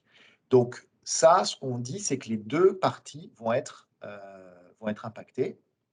Le troisième point, c'est évidemment une baisse des volumes ou un ralentissement de la reprise post-Covid. Alors, ce que nous a montré Marc, c'est totalement attendu et logique. C'est qu'on pense que la reprise qui était attendue post-Covid, elle va être un petit peu perturbée. Est-ce qu'on va retrouver des volumes comme 2021 ou est-ce qu'on va être potentiellement en dessous? C'est difficile à dire, mais en tout cas, on ne se retrouvera pas à des volumes de près 2019 très, très vite. Et puis, le dernier point, c'est le sujet des câblages en Europe. Il va y avoir beaucoup de travail qui va être fait par la filière sur la reconfiguration de la chaîne d'approvisionnement potentielle à court terme, donc sur les câblages et les autres éléments, ce qui va engendrer des surcoûts, ce qui va engendrer beaucoup de difficultés pour un certain nombre de constructeurs, notamment allemands. Je pense qu'en conséquence, hein, et en termes vu l'impact inflationniste et l'impact du coût de l'énergie, le secteur enfin le type de véhicule qui est pertinent par rapport à ça, c'est plus vers les véhicules hybrides et les véhicules hybrides rechargeables qui finalement ont le compromis de matière et de baisse d'utilisation de l'énergie. Et donc, on pourrait s'attendre à ce que le véhicule hybride soit un petit peu plus encore poussé par cette transition. Ça, c'est une des conclusions à court terme. Et évidemment, ça dépend de chacun des pays, ça dépend de chacune des régulations, parce que ça dépend du coût de l'énergie, qui risque aussi d'être impactant. Voilà. Est-ce que vous avez des questions par rapport à ça? Je pense que ça conclut la présentation d'aujourd'hui. Très bien, merci beaucoup Alexandre, hein, c'était très clair et c'est vraiment une étude de très grande qualité qui permet, je répète hein, ce que j'ai dit en introduction, c'est vraiment une étude qui permet d'établir une vision ou même une stratégie au niveau de nos entreprises par rapport au marché actuel et le futur du marché. Alors, est-ce que vous avez des questions? Ne soyez pas timide. Je suis sûr que si, Vincent, tu Oui, poses je une vais reposer la question, première question, c'est ce que voilà, j'ai prévu. exactement. Je me Après, suis ça dit, je va vais lancer la lancer le première question pour lancer les autres questions. Et donc, entre ce slide et tes hypothèses de gain de productivité, hein, de se dire aujourd'hui, on a une inflation des coûts, inflation de la logistique, on se dit, allez, on va dire c'est conjoncturel post-Covid parce qu'on a une croissance plus forte liée à la période Covid. Aujourd'hui, on a la guerre en Ukraine qui crée encore plus d'inflation. Donc, on peut se poser la question, est-ce que cette idée de conjoncture inflationniste n'est pas ancrée pour un terme un peu plus long, hein, comme on voit les taux d'intérêt qui augmentent aux États-Unis fortement, en Europe on commence.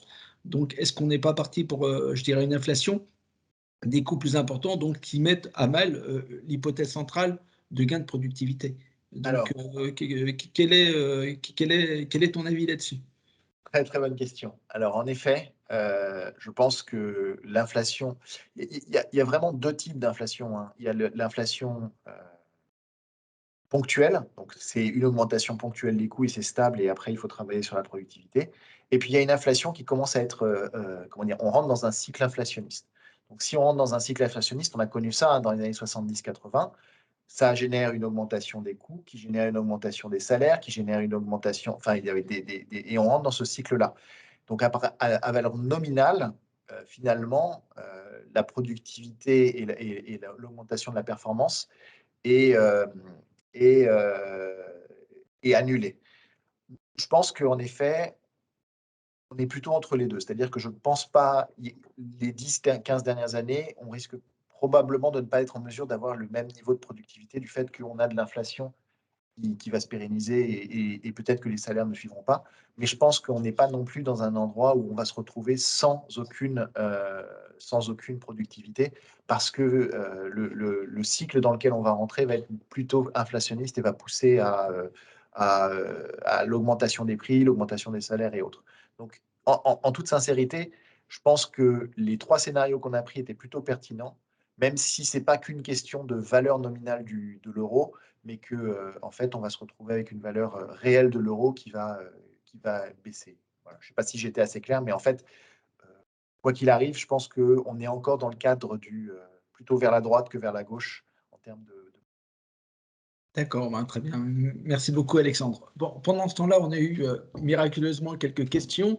Et donc, sur le slide 12, vous ne prenez pas en compte la hausse inéluctable des coûts des batteries avec la matière première qui flambe pas uniquement à cause de la conjoncture, hein. Donc, voilà, le prix des batteries qui augmente lié aux matériaux qui sont à l'intérieur. Également, on attend des gains de productivité liés au volume, hein, de production de batteries qui est attendu. Donc, on aurait bien voulu avoir ta position sur ce sujet. Oui, alors, non, c'est une bonne question. Je pense qu'il y a deux choses dedans. La première, c'est le coût de production des batteries, le coût de production et la quantité de matière première qu'il y a dans une batterie. Alors, nous, on avait fait pas mal d'analyses, hein, sur le contenu en matière première d'une batterie. Alors, on ramène ça au kilowattheure, hein. Du coup, au kilowattheure, ça représentait entre, je sais pas, 30, 40, 50%, ça dépend de la façon dont on le voit. Après, donc si le cours flambe, hein, et on se retrouve à ça, on avait fait plusieurs scénarios, mais on se retrouvait dans des augmentations de 30, 40 dollars par rapport à là où elles sont aujourd'hui. Ce qui est beaucoup, ce qui est très important, ce qui ralentit finalement la baisse du coût de la batterie au kilowattheure, mais qui n'empêche pas l'amélioration de la performance, parce que finalement, on voit quand même que c'est la production qui améliore ça. L'autre point, c'est, on va dire, un point d'innovation. Alors, pendant longtemps, le sujet, ça a été le cobalt. Donc, on était sur du NMC, des batteries NMC qui passaient de 622 à 811, avec une baisse de la quantité de cobalt et une augmentation finalement relative de la quantité de nickel. Bon, aujourd'hui, on a vu que le nickel, ça s'est complètement envolé. Alors après, il y a des tensions, on va dire, spéculatives ou des tensions qui sont liées à des points particuliers. On verra si ça se restabilise. Mais les batteries, les développements des batteries travaillent à optimiser le contenu d'eau jusqu'à une certaine limite. Et le troisième point, qui est plutôt un horizon, on va dire 2030-2035, même si on en entend parler, c'est qu'il y a des améliorations technologiques très importantes, hein. Quand on parle de batteries solid state ou même de batteries LFP, enfin, on voit qu'il y a certaines améliorations qui permettent aussi de contourner un peu ce problème-là et qui finalement dépendront des usages et des cas d'usage. Donc, à court terme, oui, c'est très pénalisant sur le coût d'une batterie. C'est très difficile d'améliorer ça. À moyen long terme, il y a des solutions qui permettent de travailler sur la partie amélioration de la performance coût des batteries. Merci, merci Alexandre. Alors, une autre question, est-ce que l'impact plutôt négatif sur l'industrie du véhicule léger est identique pour l'industrie du véhicule lourd? Je ne l'ai pas vu dans l'analyse. L'impact négatif par rapport Alors, oui, à. je n'entends pas bien qu'est-ce qui est négatif. Je pense que c'est en termes de coût ou en termes industriels. Négatif, c'est la contraction de certaines activités pour le développement d'autres.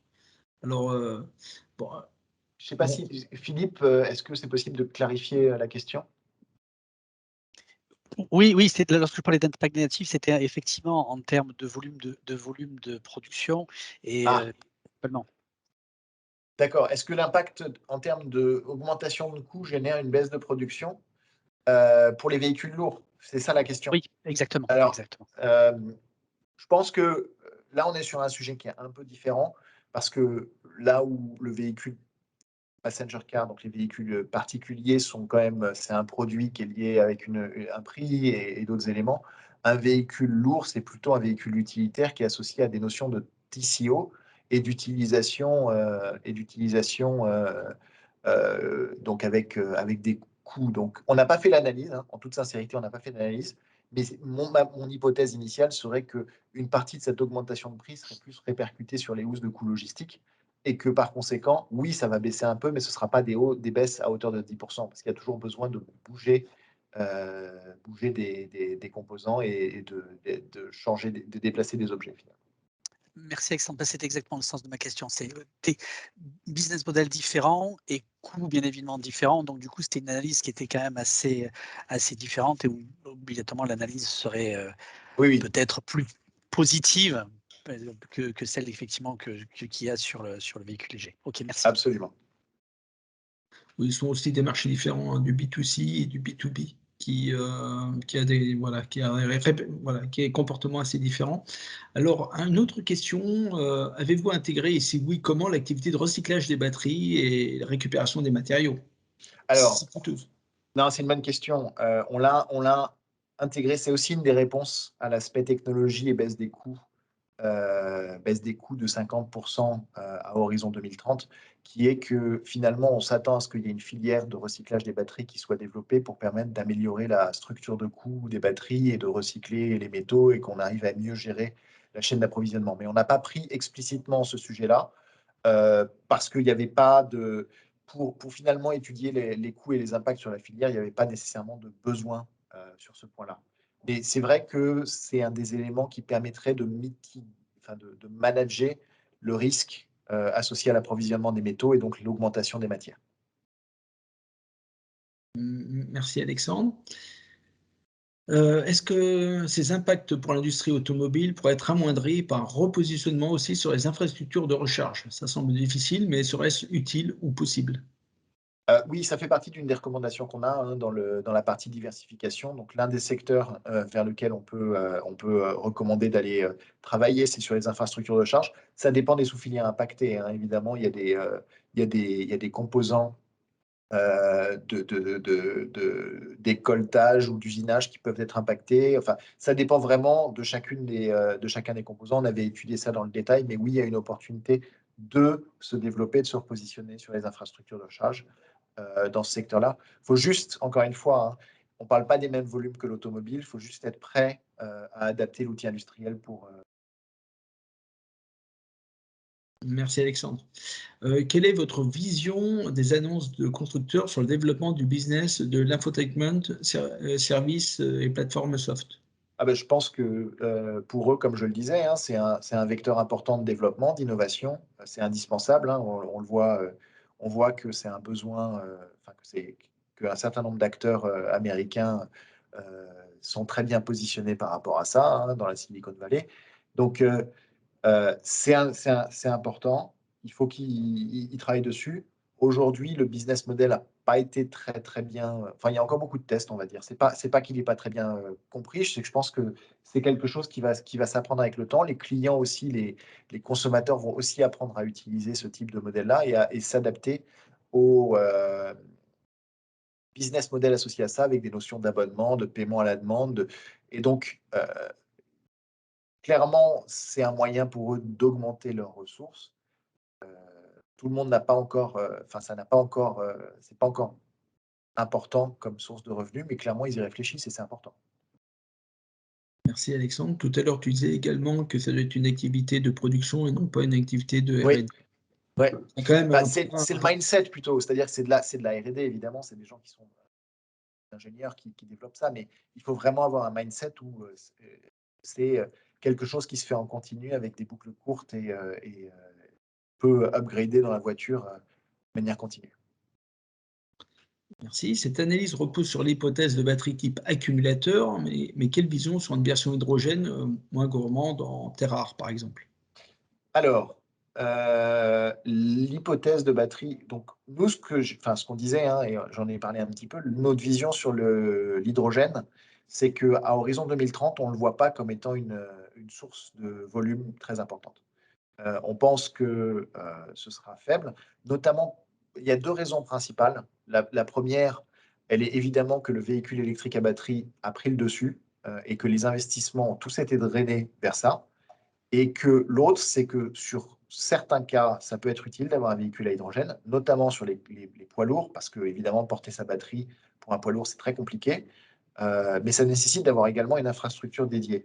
Et donc, ça ne marche que dans certains cas d'usage qui sont pertinents, que ce soit des véhicules qui travaillent en marguerite ou que ce soit sur des longs trajets.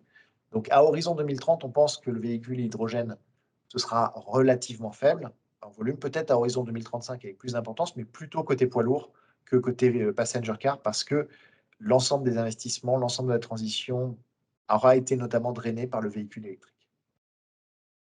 Merci Alexandre. Alors, on a aussi un problème de coût du litre hein, qui rend l'hydrogène, je dirais, peu compétitive dans une solution de remplacement. L'hydrogène vert, l'hydrogène gris, on pourra en parler des heures. Quelle est la tendance du véhicule autonome à partir du niveau 3 et plus à horizon 2030?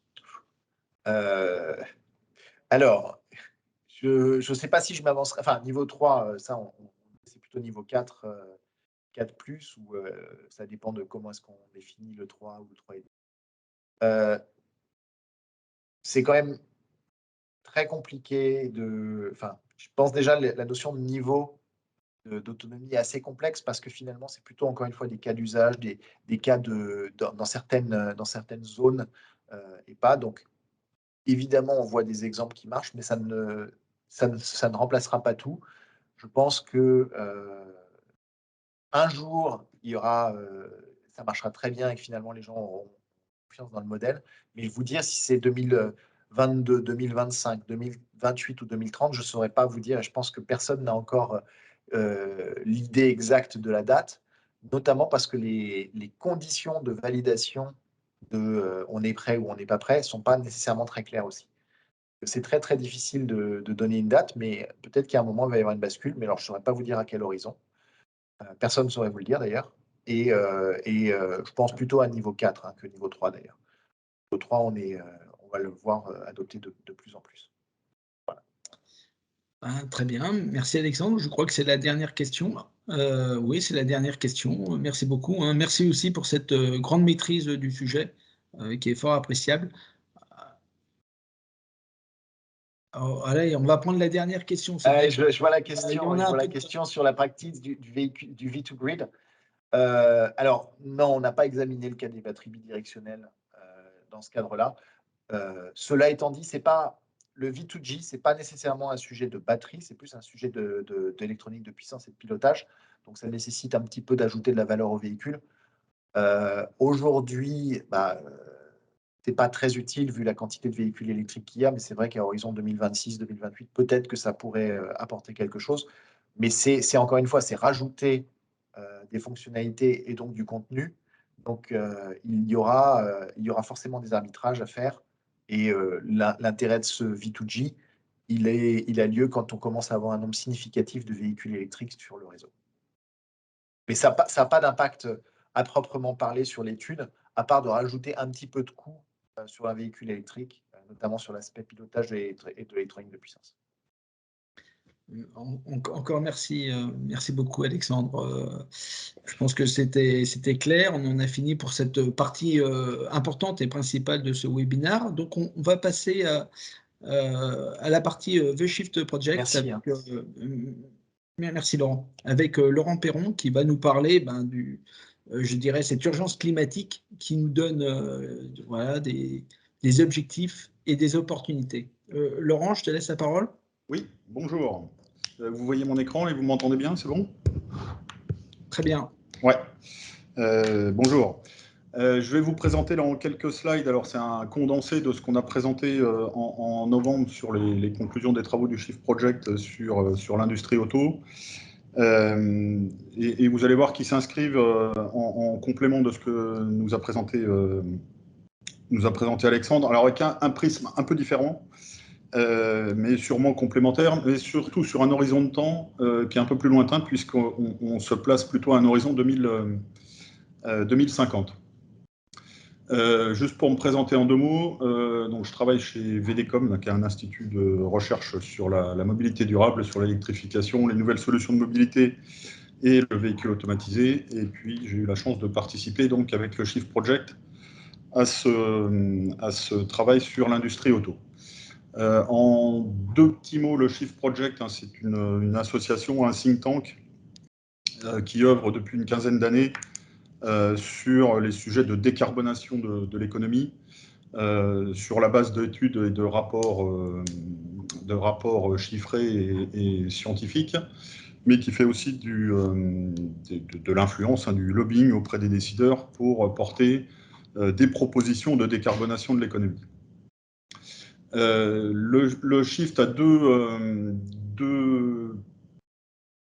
données d'entrée, disons, principaux. L'idée étant de sortir de ce qu'on appelle la double contrainte carbone. La première de ces contraintes, c'est celle liée à nos émissions de CO2 et de gaz à effet de serre en général. pour lutter contre le réchauffement climatique, au regard notamment du budget carbone qui nous reste à dépenser, entre guillemets, si on veut rester sous les 2 degrés. Et la deuxième contrainte carbone, c'est notre dépendance aux énergies fossiles et notamment au pétrole.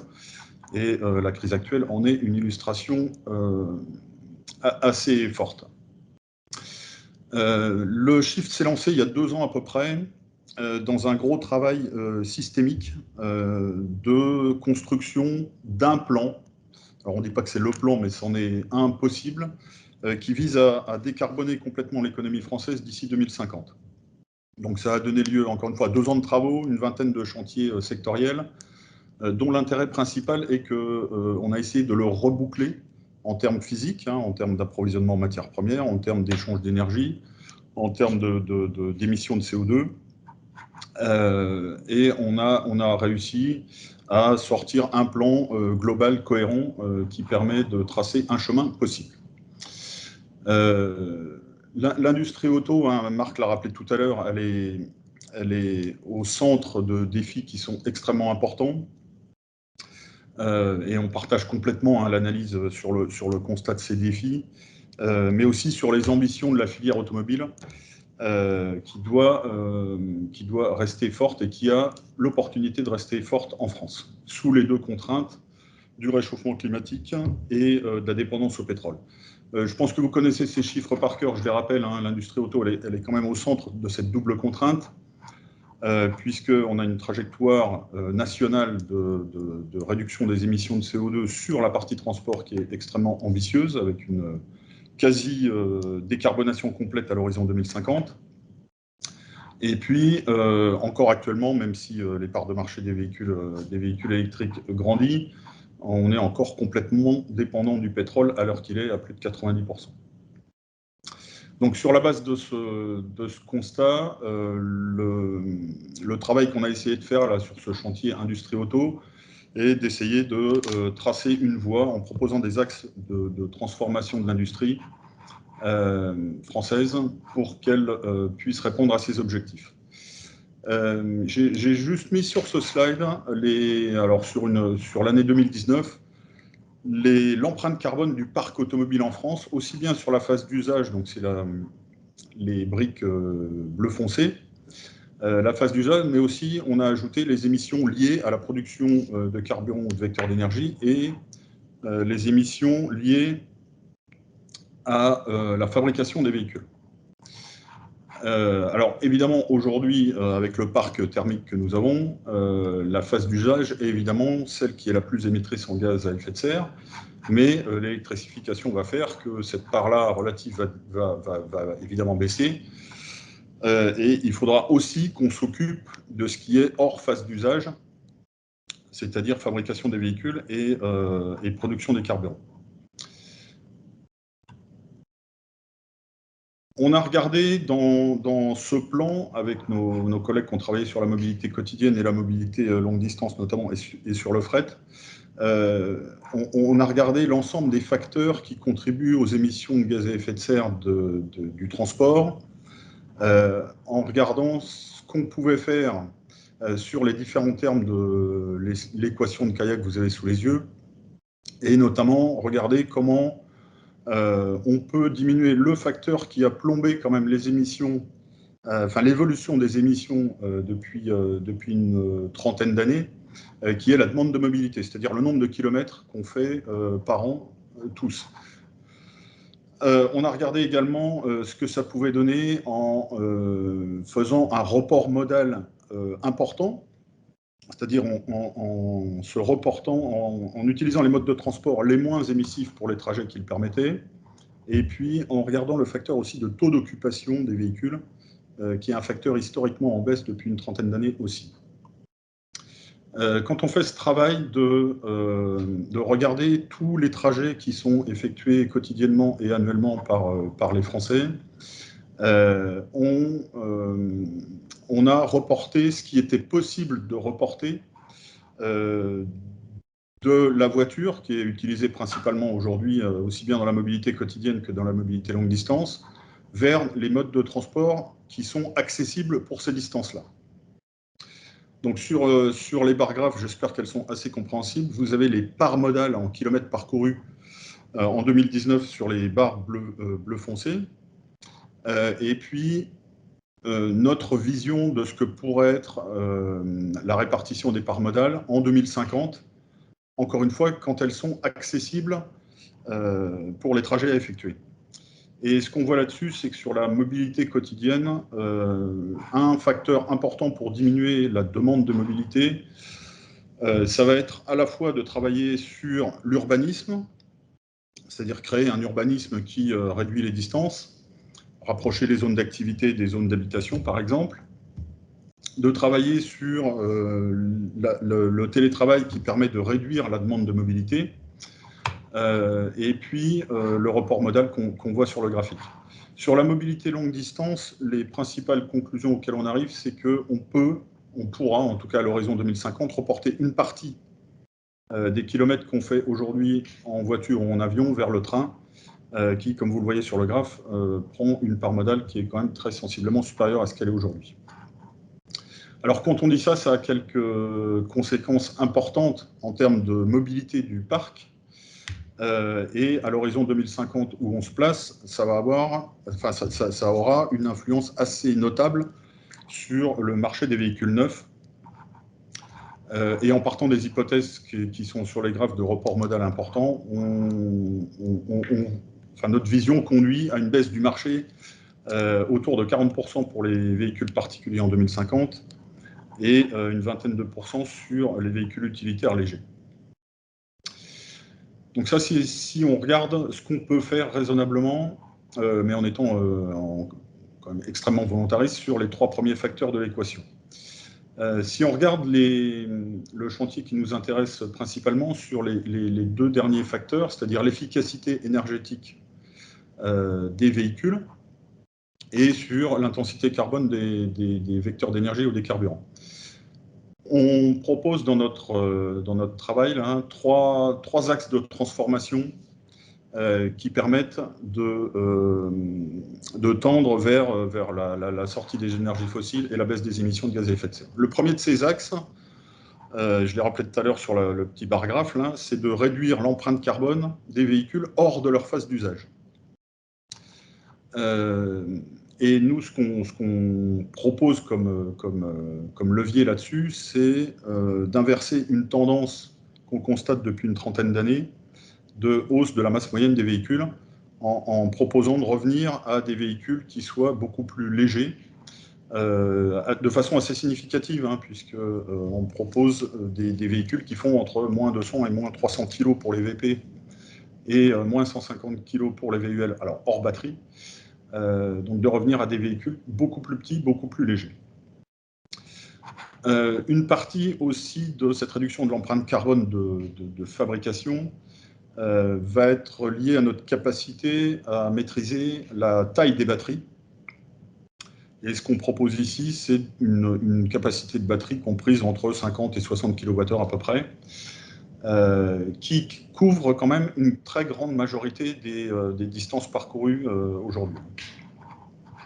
L'effet bénéfique de ce truc-là, quand même, de la réduction et de la masse, et de la taille, et de la maîtrise de la capacité des batteries, ça va être une plus forte résilience à ce qu'on a évoqué là tout au long de ce webinaire sur l'approvisionnement des matières premières et sur les consommations d'énergie. Et puis ce qu'on propose aussi là-dessus, Marc on a dit un mot tout à l'heure, c'est de commencer à raisonner en empreinte carbone, c'est-à-dire en ACV sur tout le cycle de vie et pas que sur la phase d'usage. Le deuxième axe qu'on propose dans notre travail, c'est de développer, produire en France et diffuser en grande série des véhicules sobres et bas carbone.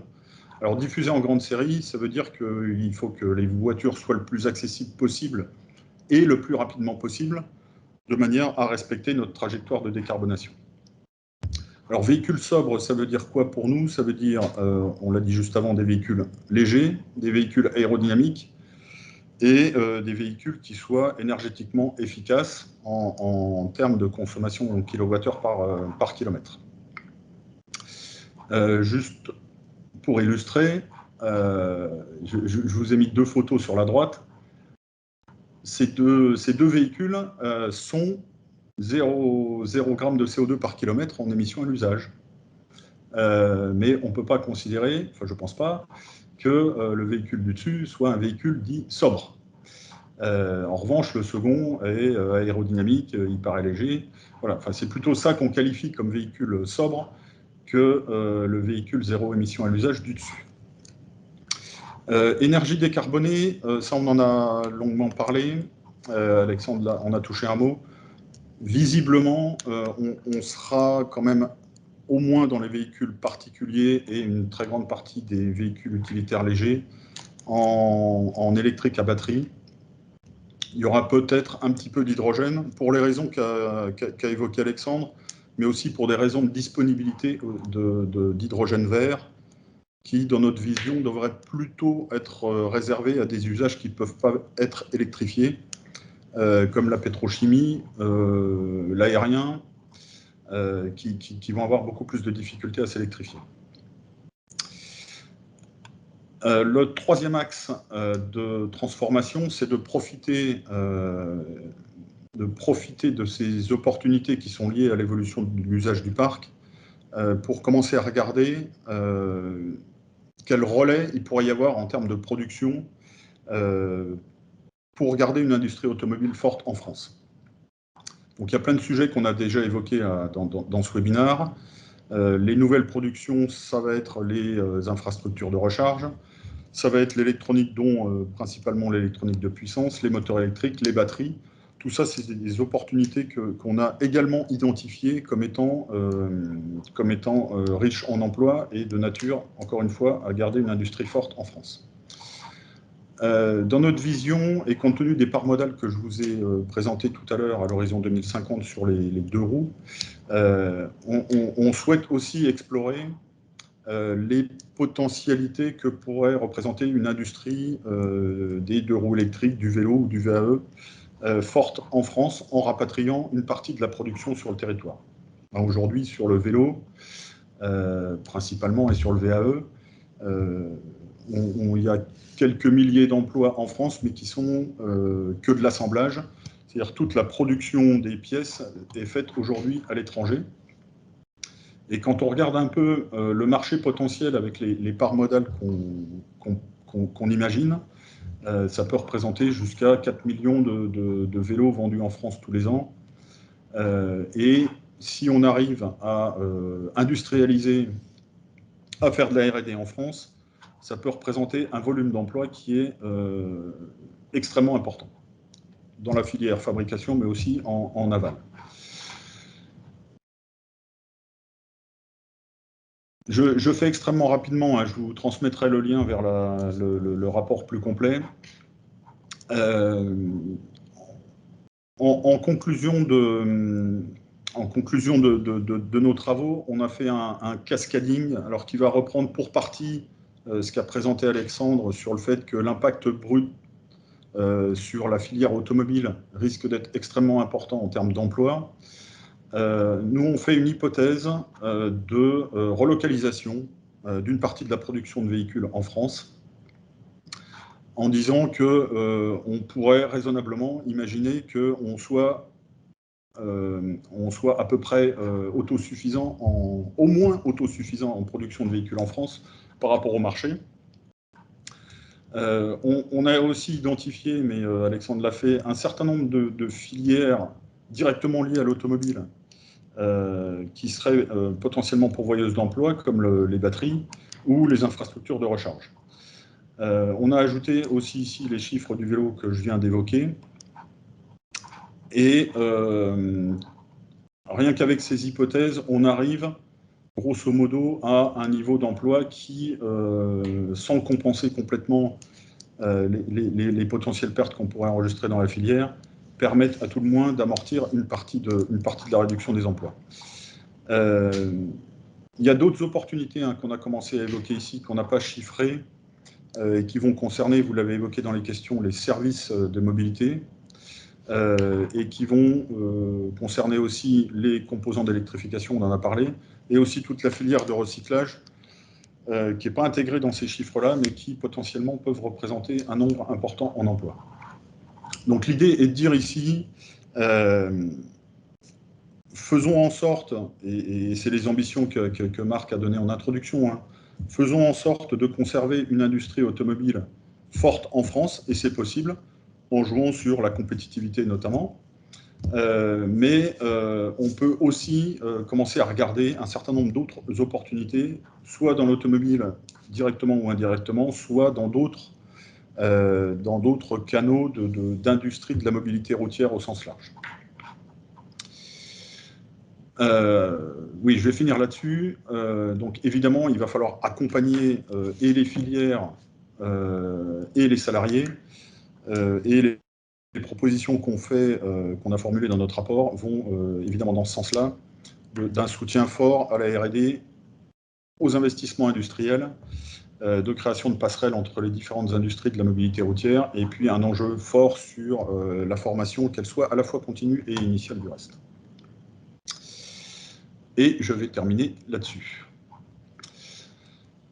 Je vous ai juste mis une petite synthèse ici de la vision qu'on a entre aujourd'hui et 2050. Donc, en gros, un marché des véhicules neufs qui baisse assez sensiblement, mais surtout dont les caractéristiques sont différentes en termes de masse et d'aérodynamique. Un parc qui va complètement s'électrifier et très certainement, très majoritairement à batterie. Et puis une industrie qui doit se consolider, mais aussi se diversifier sur ce que j'ai évoqué en termes d'autres modes de transport. Et puis globalement, un volume d'emploi qui pourrait se situer dans des ordres de grandeur à peu près similaires à ce qu'on connaît aujourd'hui. Je vous ai mis ici le lien vers l'ensemble des rapports du PTEF et j'espère avoir à peu près tenu le timing. Très bien. Très bien. Merci beaucoup, Laurent. Alors, merci beaucoup. Donc, aussi, cette présentation est très riche. On va en profiter pour prendre les questions. Alors, première question, les intempéries. Alors, c'est un peu apocalyptique. Les intempéries exceptionnelles à 2050, de type feu, inondation, mettant hors d'usage de nombreux véhicules légers, est-il un sujet de production additionnelle de remplacement en Europe? C'est complexe. Je ne comprends pas bien la question. Non, mais je comprends à peu près la question. Il est clair qu'on n'a pas regardé les choses sous cet angle, dans le sens où le plan qu'on propose au sens large, hein, pas que sur l'industrie auto, vise à éviter ce type de catastrophe en 2050. Donc on se place encore dans une optique optimiste où on va arriver à décarboner d'une part et à faire en sorte qu'on ne dépasse pas les 2 degrés, ce qui effectivement nous exposerait à ce genre de truc. Mais du coup, si on en arrive là, je pense que la production automobile sera un sujet secondaire. Très bien, merci Laurent. Alors, je ne sais pas si d'autres questions. Donc, par rapport à ces hypothèses, c'est quand même intéressant, ces hypothèses, je dirais, de diminution d'activité dans l'industrie automobile et puis de croissance autour de d'autres mobilités, hein. Donc, on retrouve la borne en termes d'accessoires, on trouve les 2 roues, hein, qui remplaceraient donc de manière équivalente ce qui serait perdu au niveau industrie automobile, hein. C'est bien cela. Oui, c'est. Enfin, l'idée, hein, les chiffres à l'horizon 2050, enfin, c'est quand même extrêmement difficile d'être robuste et prédictif. Donc, c'est pas tout à fait l'objet, c'est pas de dire aux chiffres près combien on va trouver d'emplois dans les autres filières, mais c'est en tout cas d'identifier toutes les opportunités possibles et de s'ouvrir ce champ des possibles dès aujourd'hui. Bon, ok, merci Laurent. Je ne sais pas s'il y a d'autres questions. S'il n'y a pas d'autres questions, bon, on va finir un petit peu en avance. Alors, tout cela n'a de sens qu'à condition de fortement développer le parc nucléaire. Alors, on arrive sur la décarbonation de l'électricité. Alors, quelle est votre position sur le nucléaire qui remplacerait le charbon, le gaz et le pétrole? Alors, ce qui est sûr, c'est que si on veut sortir des fossiles, il va bien falloir remplacer le pétrole, le gaz, le charbon par autre chose. enfin, je ne sais pas si, enfin, ce qui est intéressant, c'est les scénarios de RTE, l'avenir énergétique 2050. Là. Le nucléaire ne fera pas tout. Hein. Alors, il est sûr que c'est un atout aujourd'hui parce que c'est une électricité décarbonée, mais il y en a d'autres, des électricités décarbonées. Il y a l'hydraulique, hein, qui a une part importante en France. Et puis, il y a les renouvelables, où on fera. Enfin, il n'y a pas de scénario crédible sans renouvelable non plus. Donc, la question, elle est plutôt comment on construit, mais là encore, hein, pour le coup, c'est dès aujourd'hui, un système énergétique électrique qui soit à la fois décarboné et qui permette de répondre à l'électrification des activités de demain. Et ça passera par un bouquet énergétique qui est assez divers, hein, vraisemblablement. Mais ça passera aussi, et ça tous les scénarios sont à peu près concordants là-dessus, sur un effort de sobriété, c'est-à-dire de maîtrise de la demande énergétique, dont j'ai ébauché quelques pistes là sur la partie industrie auto. Hein. Quand on dit qu'il faut des voitures plus petites, plus aérodynamiques, moins équipées, plus légères, c'est une partie de la sobriété. Hein.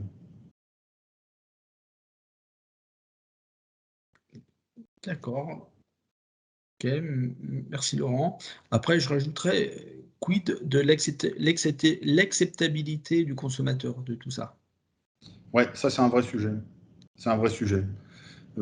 Qui dépasse à la limite le strict cadre de la voiture, hein, mais le sujet de l'acceptabilité au sens large de la transition est un vrai sujet. Et moi, j'ai tendance à penser qu'une fois qu'on a fait le constat qu'il fallait faire cette transition, il faut la rendre non seulement acceptable, mais il faut la rendre désirable. Et là, on a encore un peu de boulot devant nous. Ouais. C'est vrai. Merci Laurent. Donc, question suivante. L'analyse du Shift montre qu'un transfert du véhicule personnel vers le transport en commun est une solution. N'est-ce pas aussi une opportunité pour l'industrie automobile française? Alors, c'est dans la construction des transports en commun. Je ne sais pas trop, Philippe, votre question. Je sais pas, Oui, tout Laurent, à fait. C'est dans l'industrie. Ça rebondit un petit peu sur l'étude qu'on a eue juste avant, où effectivement il faut trouver des solutions, mais le transport en commun est aussi peut être aussi générateur d'activités en France, dans l'industrie française, sur plusieurs aspects, notamment sur les véhicules eux-mêmes, et éventuellement aussi sur les infrastructures de charge, sur beaucoup de sujets. Mais ça peut être aussi une opportunité. Et ma question vers Laurent, c'était pour savoir est-ce que c'était un rêve ou ça pouvait être réel? Je vous avoue qu'on n'a pas regardé ce sujet-là, mais pour une raison assez simple, c'est-à-dire qu'en termes de volume de production, ça va rester assez marginal de toute façon. Donc, en termes encore une fois, de volume industriel, il faut regarder plus précisément, mais je ne suis pas sûr que ça fasse le trait. Merci Laurent. Une autre question, est-ce que les campagnes de communication ou des leviers économiques pour encourager les consommateurs à plus de sobriété dans leur mobilité est envisagée dans le PTEF? Oui, dans les différents volets du PTEF, hein, les propositions qu'on fait vont évidemment dans le sens de la décarbonation, mais vont aussi dans le sens de la modération de la demande. Alors aussi bien en termes, enfin plutôt en termes de propositions de réglementation ou d'incitation. Les campagnes de communication, je n'ai pas connaissance qu'on en ait fait beaucoup pour l'instant. Mais on est en train de porter le PTEF au sens large en ce moment. Et une des cibles privilégiées, c'est le grand public. Ouais. D'accord, donc il y a vraiment un travail de conviction à faire. Absolument. Très bien, ben, merci. Je crois que c'est la dernière question. Donc, on va finir avec un petit peu en avance. Donc, j'étais un peu plus pessimiste au départ, donc c'est vraiment très bien. Donc, merci à tous, hein. Merci à tous les participants, à tous les intervenants, hein. Merci à Alexandre, merci à Laurent, merci à Marc qui a dû nous quitter. Donc, suite à ce webinaire, vous allez recevoir un lien pour voir le replay et puis une partie des présentations qui ont été effectuées lors de ce webinaire. Donc encore merci à tous, hein. Nous étions 140 au départ, bon là on doit être 110, ce qui est pas mal pour une fin de webinaire. Donc merci, puis rendez-vous au prochain webinaire. Encore merci Laurent, encore merci Alexandre et Marc. Merci à tous. Au revoir. À bientôt. Merci beaucoup. Bonne journée.